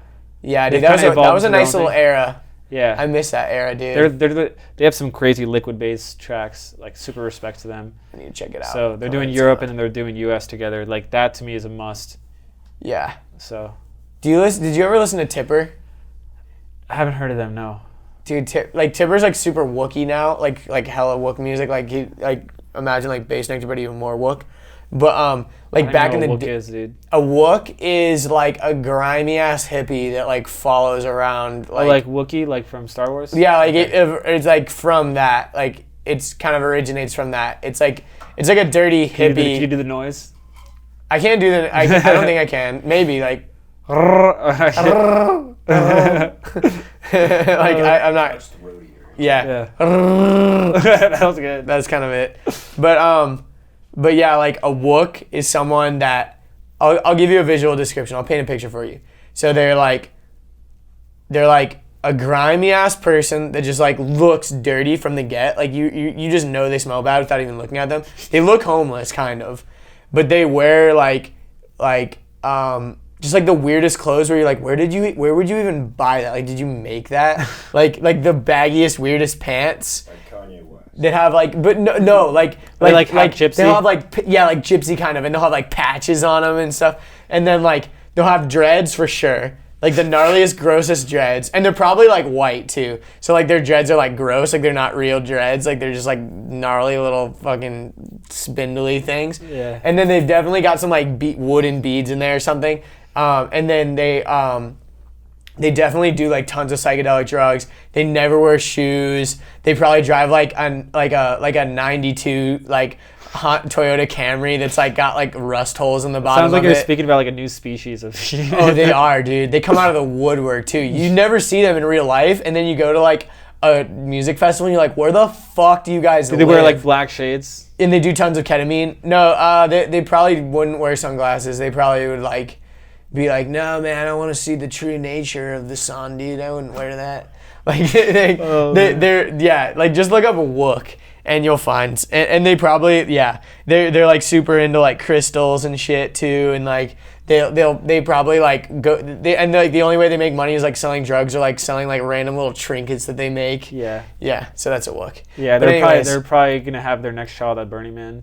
Oh yeah. Well, honestly, like Burning Man is almost like now almost too inaccessible. Like it's like too much effort. Like you got to spend a lot of money to kind of like do it. You know what I mean? Like I feel like a lot of rich people go to Burning Man. Yeah, everyone I know who's going, they're like super wealthy entrepreneurs, and they're like, I'm gonna go for the first time. Yeah, I feel like Burning Man kind of lost its like charm in a way. I've never been, but I feel like the golden years were probably like maybe like 6-7 years ago. Really? Maybe even like 4 years ago. Because like it's kind of starting to hit its stride, but now that music festivals are so big, people are like, oh yeah, dude, so this year I'm doing like Tomorrowland and Burning Man and Electric Forest. It's like, it didn't used to be like that. Like it wasn't a music festival, it was a gathering. So it's like, it was like this gathering of woke people basically, you know? And so now it's like, the billionaire class are ruining Burning Man. It's not what it's about, bro. It's all about love, dude. And like these people are just trying to come and have like orgies. Like, I used to be big into raves, dude, but then I stopped after having a bad trip. And then now I just enjoy music in my ears. Yeah, dude, I feel that. Dude, there's nothing wrong with that. Yeah, you went to home base though, right? Yeah, I went there. Was it fun? With Lisa. Yeah, did you meet Lisa? I said she was super busy though. So yeah, of course. I saw this one dope artist, dude, Ellis Dream. Oh, I've heard of them. I've never seen them. Yeah, he has some crazy like sounds, like it was pretty nuts. Like That's electro. Sick. Yeah, I think I'm actually gonna do. So they're doing another. I literally did home base for EDC Orlando. I saw, yeah. I think I'm going to. I don't think they had a lineup though. They think they just dropped it. Okay. It's like a couple of people. It's not like because it's something EDC I've been Orlando. playing with more is DJing more. Like I have the whole like 4 turntable setup, tractor, and that's something I want to do more. Like that's why I want to move to like Orlando or Austin to like get more gigs and like I have like tracks. I have an EP almost done. Really? Dude, Haywire, you sent me one of your songs once. It was sick, dude. Yeah, dude. Haywire actually looked at my song on stream and like he played over it with his piano. I was like, that's dope. I literally kind of like took it, I stripped it, and I like did the same thing. So it's like I even have his Haywire collab. Yeah, dude. I even have like in one of the tracks I have him saying like, I am Daxy, you're next up. Like it's right in the track, in the beginning of the track. That's sick. And it's like an Alan Watts track, so I sampled Alan Watts. That's sick. I love songs that have like a meaning. I think you sent me that one. Yeah, the Alan Watts. Yeah, you sent me that. It's better now though. I like mastered it a bit. So I want to make it a 3-track EP. And that's awesome. Yeah. What's stopping you from releasing it? Just not. You know that saying like, if you chase 2 rabbits, you catch none. So right now, like I got this big rabbit I'm chasing with the agency. So this is kind of like the rest of 2019, but 2020, I'm gonna. Once you cook this rabbit, you're gonna start chasing another rabbit. Dude, we're setting up the automation, like hiring project managers, and so I don't have to be in the day-to-day as much. Totally. Like fulfillment and stuff. Yeah, that makes sense. That's when I can I want to learn how to play the piano, like everything. So. That's awesome, man. I really like that.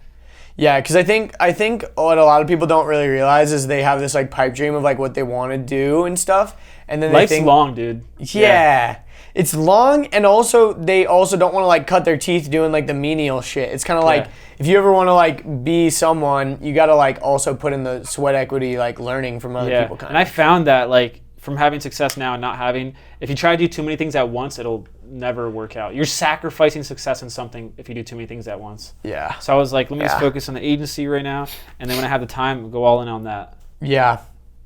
Totally. No, I agree. I think that's why like the gift stuff, like I really want to focus on that because it's like super lucrative, and there's no competition, and like no one like we can dominate versus like you know, just working in like the video space. There's like so many competitors, even in the podcast space, so many competitors. There's people that are like, you know, just doing it way better, or they spend more time, or like anything really. And that's like pretty niche. Yeah, Gift? It's super niche. Yeah, dude, the GIF stuff I feel like is they crazy. could be bundled. You know what's with, really like, interesting is Giphy accounts for 10% of Google's traffic. 10% of their search traffic. That's weird. How nuts is that? Because like when I search images, I don't see GIFs. I see like images. Yeah, I've never seen GIFs in my search. but when you search them, they're not animated until you click into the website. So like you might be seeing them and the source will say Giphy.com. It won't be anything until you actually click into it. Yeah, I definitely have my favorite GIFs. What are your go-to GIFs? Mine. My go-to GIF is searching my name. Just search your name. Yeah, okay. my name or 80 podcast. Yeah, those are my go-to for sure. But as far as like favorite GIFs in general, like that aren't mine, I like Kevin Hart GIFs where he's just like looking like with the big eyes. Or yeah, dude, my favorite is there's a one. Or the black guy, he's like. Yeah, the you know, like you smart. Yeah. There's one, it's from a video, and it's literally this bear. He's literally like sitting on his hind legs. He's a real bear. And then he just like waves. He's just like waving like this. And I use that one a lot when I'm just like saying hey to people. And then there's another one. Use the dancing robot. The dancing robot, yeah. There's dancing robot one. And then, oh, dude, my favorite actually is the Elmo on fire. Yeah, that one's amazing. Yeah, and there's another one that's really good. It's a puppet. It's like this little like sock puppet kind of thing, and he just like pops up and he's just like sitting there, and then all of a sudden his arm is like on a stick and he's waving, and it's like his arm just looks like he's going like this. Tube, yeah. If you're listening to this podcast, I'm sorry. You should go watch YouTube. Yeah. But yeah, he's just like flailing his arm, or just waving. search on GIF. Yeah, search on GIF high puppet. That's how you find it. Yeah. I always search hot puppet high or high puppet. High puppet. Yeah, like HI, not HIGH. You might find something else. But yeah, the interesting thing, just to go on GIFs for a second, that is really fascinating. So I've been doing a lot of research into it, and GIFs are the only way that advertisers can insert themselves into a one-to-one messaging platform. It's the only way that you can get branded content into a one-to-one messaging platform. Without like sharing a link or something, right? No, it's the only way that people will natively share it. Like for example, on Instagram, I can pay for ads and like ads will get served, right? Facebook, I can pay for ads.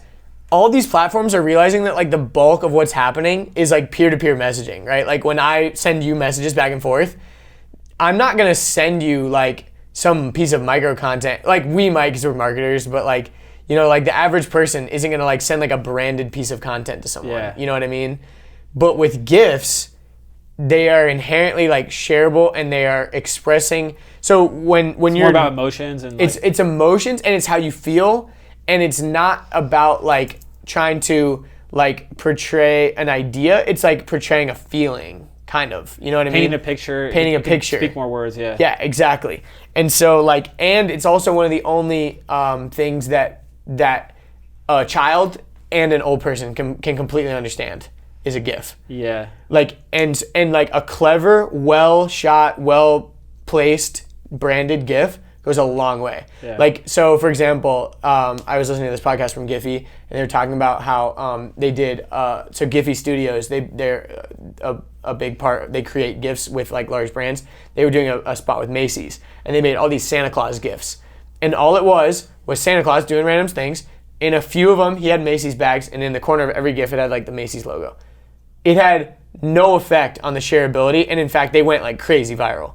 And it had no effect on whether the fact that there was a Macy's logo or not, like because other Santa gifts are there, but like the Macy's ones were being shared like more. Yeah. And since Giphy has all the data on that, they can see where it's being shared, and a ton of gifts are shared inside of like peer-to-peer messaging, Slack, Facebook Messenger, I use it in Slack, Bumble, Tinder, Twitter messages, all these apps that are like peer-to-peer messaging. It's like emojis on steroids. It's emojis on steroids for sure. I remember when I was in Thailand, bro, and I had a lot of Thai girls. It's super easy to get, by the way, in Thailand.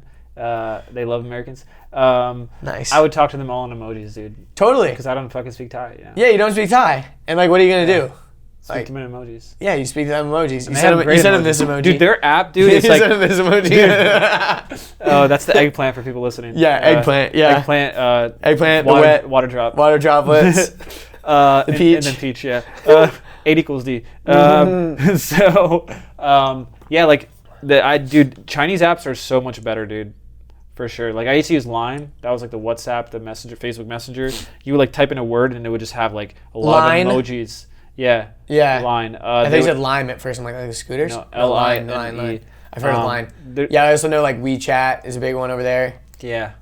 Yeah. For sure. Yeah, and also that was like, I think GIFs are like kind of the evolution of stickers. Like I know in like a lot of Asian like cultures with like messaging apps, like it was sticker packs are like a huge thing to have like little random stickers that you would send people. And I think GIFs is like the evolution because they're moving, you know? Yeah. Like, and also that's the cool thing that like Giphy does is they are partnered with like all these major platforms because like you can rank on GIFs like so easily. Like, it's stupid how easy words? It is for keywords, yeah. Because the average person uploading GIFs isn't understanding the full gravity of the situation and, like, how, like, the GIF platform is working these days. And, like, Giphy totally understands it. So they're the ones partnering with, like, Nike, Adidas, Nature Valley, Macy's, fucking JCPenney, like, all these big companies. But then, like, all the medium people, like us, wonder if they could don't get it yet. I wonder if they could see, like, hey, I'm searching this word. They didn't click an option. Because sometimes I want to say something, like, that has this, like, emotion, and I don't see something I like, and I don't post it. Yeah, Giphy can definitely see that. They don't share any of that publicly, unfortunately, but, like, they definitely can see that type of data. Like, they actually, like, the majority of their staff is, like, on the engineering side. Yeah. Like, they have, like, 100 employees, like, 70%, like, 70 of them are all, like, in New York, like, on the, like, nerd side, and then, like, 30% are on, like, the, like, social media, pop culture, creation side. And when I want to search something that has to do about an object, if I want it to be funny, I'll usually just put LOL at the end or something, like attach like something like or ha. Yeah, no, but GIFs are like amazing because they can convey like so much more than like an emoji or like stupid things. Like even like that's why I love like voice chatting. Like me and you voice chat a lot because like with the voice chat you can express like way more.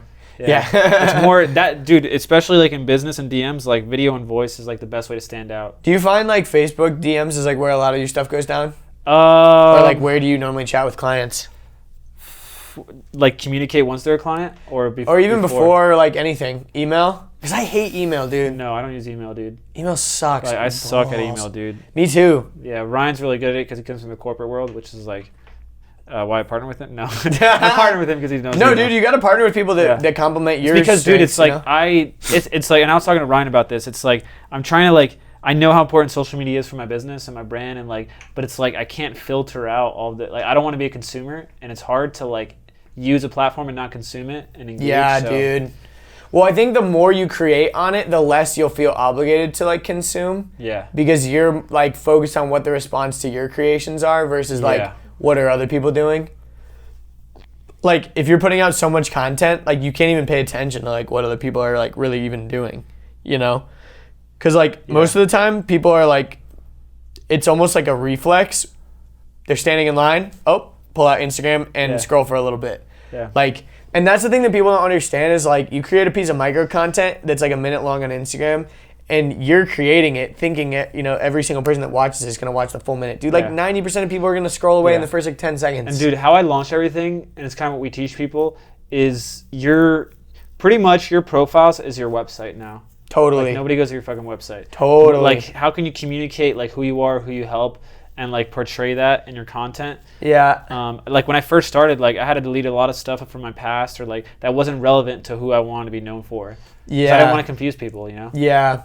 Well, I think also that's why people like create, you know, like alternate Instagrams and stuff. Because I like to treat my personal Instagram as kind of like a scrapbook of my life almost. Like these are like key cool things that have like happened or whatever. And then like my podcast Instagram is like strictly like promotion, which is like kind of annoying because at the same time you're like, well, why would anyone just straight up follow a promotion page? That seems like dumb. But with every post I try to like add, you know, some like with the micro content, hopefully it's adding value. God, dude, I did an episode on that about I what is saw value. that recently. Like you're like, what is value? Yeah, to me, if you're producing content, it's not even value is when we trade. You have a water bottle, I have $1. You value the dollar, I value the water bottle. It's when there's an exchange. It's like that costs $1. Oh, I want that $1. Value is when there's a trade. When you're producing content, it's not value because it's like, well, you're trading your time. That's your biggest commodity. I mean, like, people waste their time on stupid shit all day. People don't really value their time. If you tell people they value their time, it's like, I can tell you 20 things you do every day that's stupid, even if you're a big, important person. Because, like, escapism is a thing. People just want to do what they want to do.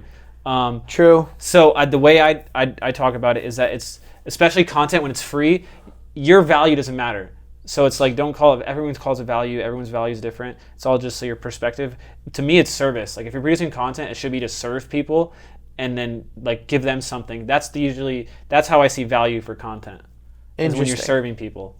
Because then they're more likely to share it or actually get something from it and like implement it. Yeah. You know, there's no intent, like when you're producing something, it shouldn't be like, all right, what are you going to give me because I made this? It should be like, what can I give you? How could I, like 5149, what can I give you more? Yeah. So here's an interesting thing too that I've been thinking about recently, like with your audience and stuff like that. I always like think about it in two ways. Like there's one type of audience that you could be catering to that's almost kind of like, I don't want to say like this, but almost like the dumbed down audience where you're kind of like teaching them sort of. Yeah. In a way, like you're kind of like the wise person that's like giving like knowledge or like value or like wisdom or whatever the fuck you want to call it. And then there's other type of podcasts where it's almost kind of like the people that are listening would be people that you'd almost like want to hang out with, like your peers. Yeah. You know what I mean? And I feel like I'd almost rather have a podcast where my audience is like peers, like of people that I would want to hang out with and want to be like and want to be with and stuff like that. Yeah. But at the same time, that's what most entertainment podcasts are. Yeah. It's just people listen for more the enjoyment or the emotion. Yeah. And that's where I feel like my podcast is kind of like a little bit in between, because I think that the conversations that I have, I try to bring on like interesting people. Obviously, like a lot of times I genuinely want to have a conversation. Like we've been trying to meet up for a long time, you know, like we've had like really good conversations off the record too. But like I think this conversation is valuable for both of us, but at the same time, it's also valuable for people listening. Yeah, you know. For sure. So like that's where I kind of feel like it falls, because it's like partially entertainment. Like there's some episodes that are definitely more like entertainment focused, but there's like key lessons to be learned. Yeah, exactly. I think you can learn a lot from anything. Like that's my perspective too. A lot of people when people are pessimistic, I'm like, dang, dude, you're missing out.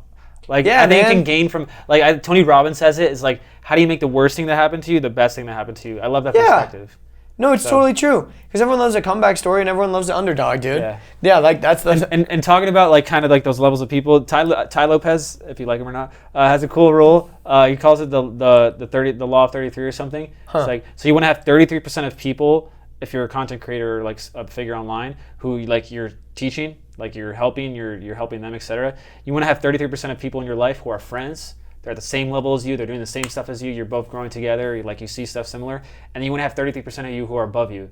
Like they're teaching you. Like I suck at this. Like what can I learn from you, etc. Yeah. Like you listen to them. You don't want to be too much in one, because then you won't have like a balanced perspective. Yeah, no, I totally like even agree the smartest with people that. I know, like they still have mentors in other areas of their life. You know. Yeah, well, I mean, it's kind of like the law of like association kind of deal. You know, like the 10 people you hang around the most, you're gonna be an average of their income or whatever. Yeah. So, but again, in order to get into a higher circle or whatever, like people are always like, man, I gotta cut these fools out of my life, dog. And it's like, it's not necessarily about that. It's like, I think it's also about like raising up the people that you're with too, like keeping them accountable 100%. as well. Yeah. If you care about them. Like a rising tide raises all boats, I think is what they say. Exactly, dude. I'm super into that, and I'm also like this year especially, I've been very into the idea of not necessarily karma or like what goes around comes around necessarily, but more like just trying to have like an abundance mindset. Oh yeah. Of like,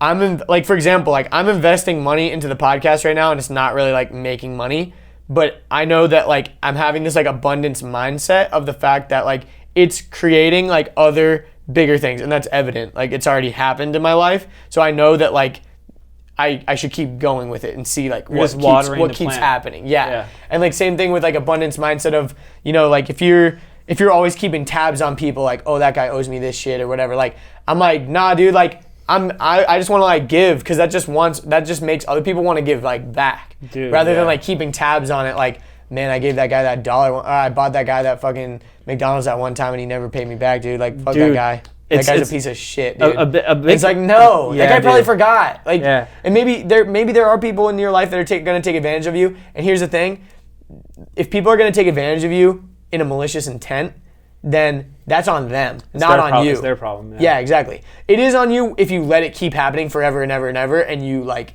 go bankrupt because this person is always taking advantage of you or some bullshit. But that's just you being stupid. Dude, and that's the secret, bro. Like, smart people get no love, dude. Especially because there's a lot of people who probably could do what we do, but we focus so much on the relationships and the experience. Yeah. Like, we try not to say anything, have a bad experience with everyone, because that's how we've grown, dude. 100% word of mouth. Like, people have good things to say about us, and then like that's how we, like Russell Brunson, ClickFunnels, like we're pretty much in their inner circle now. We work with a lot of people who speaks on a stage because only say good things about us. And I get a lot of people who like, I've had a few people recently who try to like throw some shade at my way, like some posts in the groups, and like I don't even respond, dude. Like what? Because what they said about me. Like not even necessarily specifics, but like what would they even say to hate on you or throw shade? Like, and they don't even know me. That's the problem. Like, it's like I would never do that about someone. Like, specifically call them out if I don't have a personal relationship with them. I would just keep that in my head. So someone who does that, I'm like, I feel like I'm winning.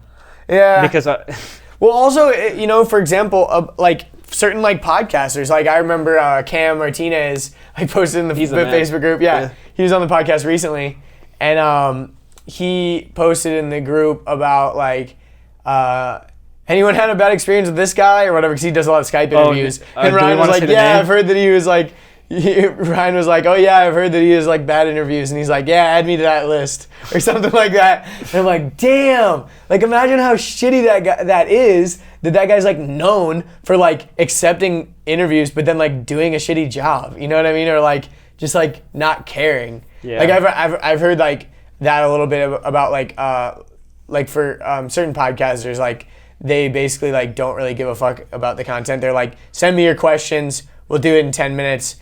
As soon as we get on, we're starting, and then we sign off and we're done. And like from an automation standpoint, it's like that's beautiful. But from a like relationship standpoint, and from a like, you know, like, yeah, it was cool, I was on that guy's show, it's like really popular, but like it wasn't a fun experience, and like I don't like the guy anymore. Dude, like the more I found that the more like in higher levels you get in circles, like nothing stays quiet. Like people will always like share things, especially because like especially a lot of people we work with and higher level people, they just want to pay for certainty. They just want to know that if they're going to get something, they're going to get something in return. They want the best of the best. Yeah. So. Everyone knows about my dildo collection in the industry, dude. Yeah? Yeah, they all found out. Whip it out? It's under my seat. No, I'm just kidding. I'm sitting on it. I was just trying to think of something super embarrassing that I've been sitting on it the whole time. I could be exposed for. No, me and Richard are always talking about that, like, dude, we're going to get exposed one day, like, so bad. Like, because, like, the thing is, if you create, like, not even exposed for, like a real thing, it'll be, like, something taken out of context in a podcast. Like, we'll say something stupid, like, you know, and people are like, this is why this guy's a racist. And it's like, dude, I'm like the... Dude, I'm a fan of, racist. Like... I'm a fan of, like, and, like, bad press is still good press. Yeah. I mean, it's mostly true. Because a lot of it is just people's interpretation. Yeah, exactly. Even though it's not the truth. Exactly. And that's the thing is, like, there is bad press that is bad press. Like, if you're an actual fucking asshole. Yeah. But if you're just misunderstood, then it's good press, because the people that actually look into the situation are like, oh, yeah, no, this guy's awesome. That's what happened with, like, PewDiePie, dude. Like, people, like, researched him and they're like, oh, no, this guy's just, like, a silly guy having fun on YouTube. He doesn't care about, like, he's not a Nazi. Yeah. What are you fucking talking dude, about? Inciting the far right and shit. No, he's not. I was watching a Netflix. Like, what are you talking about? I was watching a Netflix special of Michael Shea, and he was talking about if this reporter asked her, he's like, if you had a gay son, how would you feel? He would said sad. And like they immediately, like people were hating on him because they immediately jump, oh, you hate gays. He's like, no, I don't want anyone in my family being fucked by a dick. So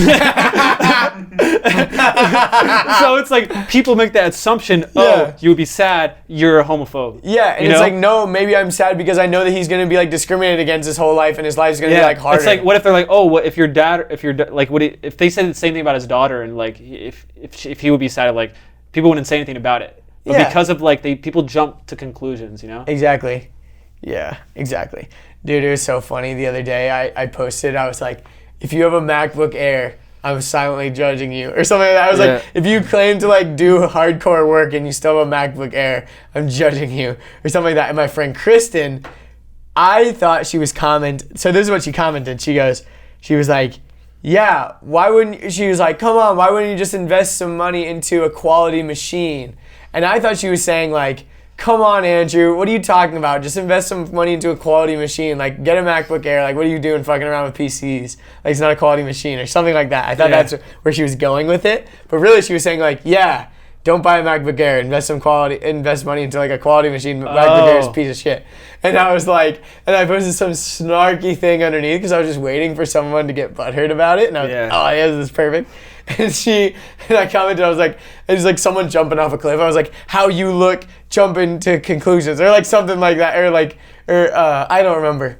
And then she was like, actually, I was saying this, and I'm like, oh, I'm stupid, I'm dumb. And I was like, I'm leaving this up because I'm not ashamed of my stupidity. I own that I was an asshole right there. Dude, but it was pretty funny. The reason I don't buy Apple is because ever since Steve Jobs died, dude, like, they haven't invented shit, dude. Yeah, like, dude. AirPods are not an invention. It's a Bluetooth headphone. Yeah, I mean, it's true. It's pretty obvious. They're just literally just riding the wave and like. And also, designers crippled them. I'm glad that Johnny Ive is leaving because, like, I mean, I think Johnny Ive, their like head designer guy, the like British dude, there's always in the commercials like the MacBook Air is one of the most revolutionary MacBooks ever created because it's as thin as a manila envelope. You know, like they're like, it's like, how does that benefit me as a customer? They dropped the ball, dude, I think, with smart home speakers. 100%. Siri, dude, she should have been in every home, dude. Yeah, of course she should have. They're just but guess what? They didn't put Spotify on it, and no one uses Apple Music. You fucking Yeah. Like, come on, dude. They should have made like a solution that was for every home. They're trying to go like HomePod, like super high end. Like yeah, it was just so dumb, and no one except for the dummies that just buy anything with the Apple logo. Like the person that it's kind of like people that buy Supreme. They're like sheep. Yeah, exactly. it's like okay, are you buying it because it's good, or are you buying it simply because you want it to look a certain way? Like you like the Supreme logo on your chest, fine. But do you really have to buy the goddamn crowbar? You know what I mean? Like, do you really have to buy the fucking Supreme fire extinguisher? Yeah. Or the Supreme brick? I saw like a teddy bear, dude. It was like $30,000. Yeah, dude. yeah. The fucking bear bricks. Yeah, they're so expensive. And it's like, at what point are you just flexing because it's expensive? And do you actually like this thing that you're buying? And I'd say most of the time it's not. It's again, it's like the gold Apple Watch. It was like $30,000. It's like, you know that watch is gonna be obsolete when version 2 comes out, but like you don't care because you're probably just like a rich Saudi prince or something. Like, you know, that's their market, and that's actually the genius thing. I watched this video about like why the like, so for example, right now with the iPhone, they sell like a 64 gig model or like a 32 gig model. Like they sell like it's like, why would you even sell a 32 gig model? But then it jumps. It's like 32 gigs, 128 gigs, 256 gigs. Like there's no in between of like 64. And it's because what they're trying to do is they're like, what's the lowest threshold? So basically what if there was a way that we could charge our richest customers the most, while somehow getting the most amount from our poorest customers? Like, what's the threshold that we have to go down to as far as lowest price that we're still going to get a vast majority of people of the like low end of the market that just want to get their foot in the door, aka if we're talking about like Gucci, like a belt or something. And then how do we charge our richest customers the most? Like, literally buying every single thing that we make. So like there's some people that just want a Supreme box logo tee or a Gucci belt. And then there's some people that want the entire store. And that's what like the 256 gig model and the Apple Gold watch is like they're charging their richest customers the most because they know they're always going to buy the highest end no matter what. It's identity. It's an identity thing, and they just know in the back of their head they have the best of the best. Like when it breaks, they're like so mad because they're like, I bought the highest end one, I bought the best one, and it still break. What the fuck, Apple? But it was like down at the low end, it's like, oh well, I didn't shell out for the good one, so maybe that's why or whatever. So it's like simultaneously they can charge their like, but then they got to figure out what that threshold is. It was really interesting because I always thought about that. I'm like, it doesn't cost them shit. And then the price increase was always massive. Like the 32 gig model was like, $999 or whatever. And then the 256 gig model is like $1,500. It's like it does not cost them $500 to put that much memory. I have a micro SD card that's 256. I just paid $40 for it. Like, no way. Yeah. It doesn't cost that much. For the uneducated. Yeah. Anyways, that's my rant. But yeah, dude, I totally agree on the Steve Jobs stuff. Apple sucks. Yep. The thing is, they don't. I will put a disclaimer. I don't necessarily think Apple's products inherently suck. No, they don't suck at all. Like, they work. I just don't like the philosophy behind the walled garden of Apple, and I don't like their price gouging, and I don't like that they don't play nice with others. Remember how they went, That's the main thing. They got some shit because their TV stand was like... the monitor stand. Well, here's the main thing that is so goofy about that shit. Okay, another little mini rant. The monitor for this MacBook is supposed to rival like $40,000 and $50,000 editing monitors for people that are color grading like movies. And they're selling this thing for like, what was it, like 10 grand or something like that? The monitor. The stand was $1,000, but the monitor was like 10. The monitor was like 4. Okay, it was like, yeah, it was something like that. The package is like 5. Yeah. So the monitor itself is competing with these really high-end expensive monitors, but it's way cheaper. Then they were saying, oh yeah, it's $4,000, but if you want the stand, it's another $1,000. And people were like, what? But here's the kicker. 99% of the people that are gonna buy that monitor already have an array of screens with VESA mounts. So they're already got the mounts. They're not going to use Apple's mount because they probably got like 10 screens they're looking at. Yeah. And it's these editing houses that are editing the next Game of Thrones or whatever that are going to buy all these monitors. So they're not even going to buy a stand. So they were like, in theory, they're kind of like making it cheaper for probably their biggest and best customers because they're entering like a new market. And it was the first time where like the consumers watching the keynote weren't the target audience and they were like appalled that there was this $1,000 monitor stand. But in the grand scheme of things, the main consumer that they're targeting with this monitor isn't going to buy the stand anyways. And it's just another way that they can target their richest consumer end guy that just wants the best of the best Apple shit and wants this beautifully crafted aluminum grade, aircraft grade aluminum stand or whatever the hell, Yeah. So it's like, yeah. Anyways, sorry, another rant. But yeah, it again, I do think it's dumb that the stand is $1,000, but at the same time, it's probably a really good stand. But I think you could probably buy a better stand. Yeah, I was right. I just looked it up.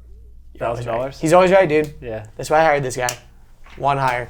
Anyways, Daxy, any closing remarks? Do you have anything to say to the world that you are? No. You've been on a lot of podcasts, so it's not like you have. I don't know how any show's gonna top this. I don't know either, dude. Like this, You're setting the bar high, bro. I mean, like you've helped a lot of like really big podcasts like launch, so like people know that you're on. They're like wanting to know all the secrets, and like they're browsing the iTunes Apple Podcast thing, and they see this episode. It's already gonna be on trending, and then they click it, and then it's just gonna skyrocket. They're gonna search me on Google, and then they're gonna see me with you. Yeah, exactly. They're gonna be like, Daxy. It's gonna exist for a long time. Who's this podcast ninja guy? I definitely gotta listen to this podcast with him because it looks fucking dope. And yeah. Well, dude, thanks for being on the show. And where can people find you on social media? Where can people find you? You can follow me on Instagram. I am Daxy. I have a Facebook group, Podcast Success Secrets. Oh my god, that's a hard thing to say. That was almost like a. I just drank water. Podcast Success Secrets. Yeah. Oh my god. Yeah, no, I'll link everything down below. But yeah, make sure where if you wanted people to follow you on one place, where should they follow you? Instagram for sure. Yeah. And you're at I am Daxy. Yeah. Sick, dude. Well, thanks for being on the show, man. And we'll see you later, everybody. Peace out. Boom. There you have it, guys. Thanks again to Daxy for joining me. If you enjoyed this episode, please make sure you check out his show, Podcast Success Secrets. And I also think you'd really enjoy my conversation I had with Randall Blizzard on his podcast, The Late Night Startup. Go check that show out as well. We talked about a lot of the same kind of similar stuff. If you want to support the show, best way to do that is to take a little screenshot on the app you're listening to right now, the app you're listening to this on, and upload it to your Facebook, your Instagram story, whatever you want to do. Put it on your Snapchat story. Anything helps, and that's the biggest way that people find out about new shows is by word of mouth. And if you want to follow me, you can go to my website, andrewdeitsch.com, and you can find all of my social media handles and accounts and links there. That's pretty much all I got. Thanks again for listening, everybody, especially all you loyal peeps who listen every single week. I really appreciate you guys, and I will see you in the next one.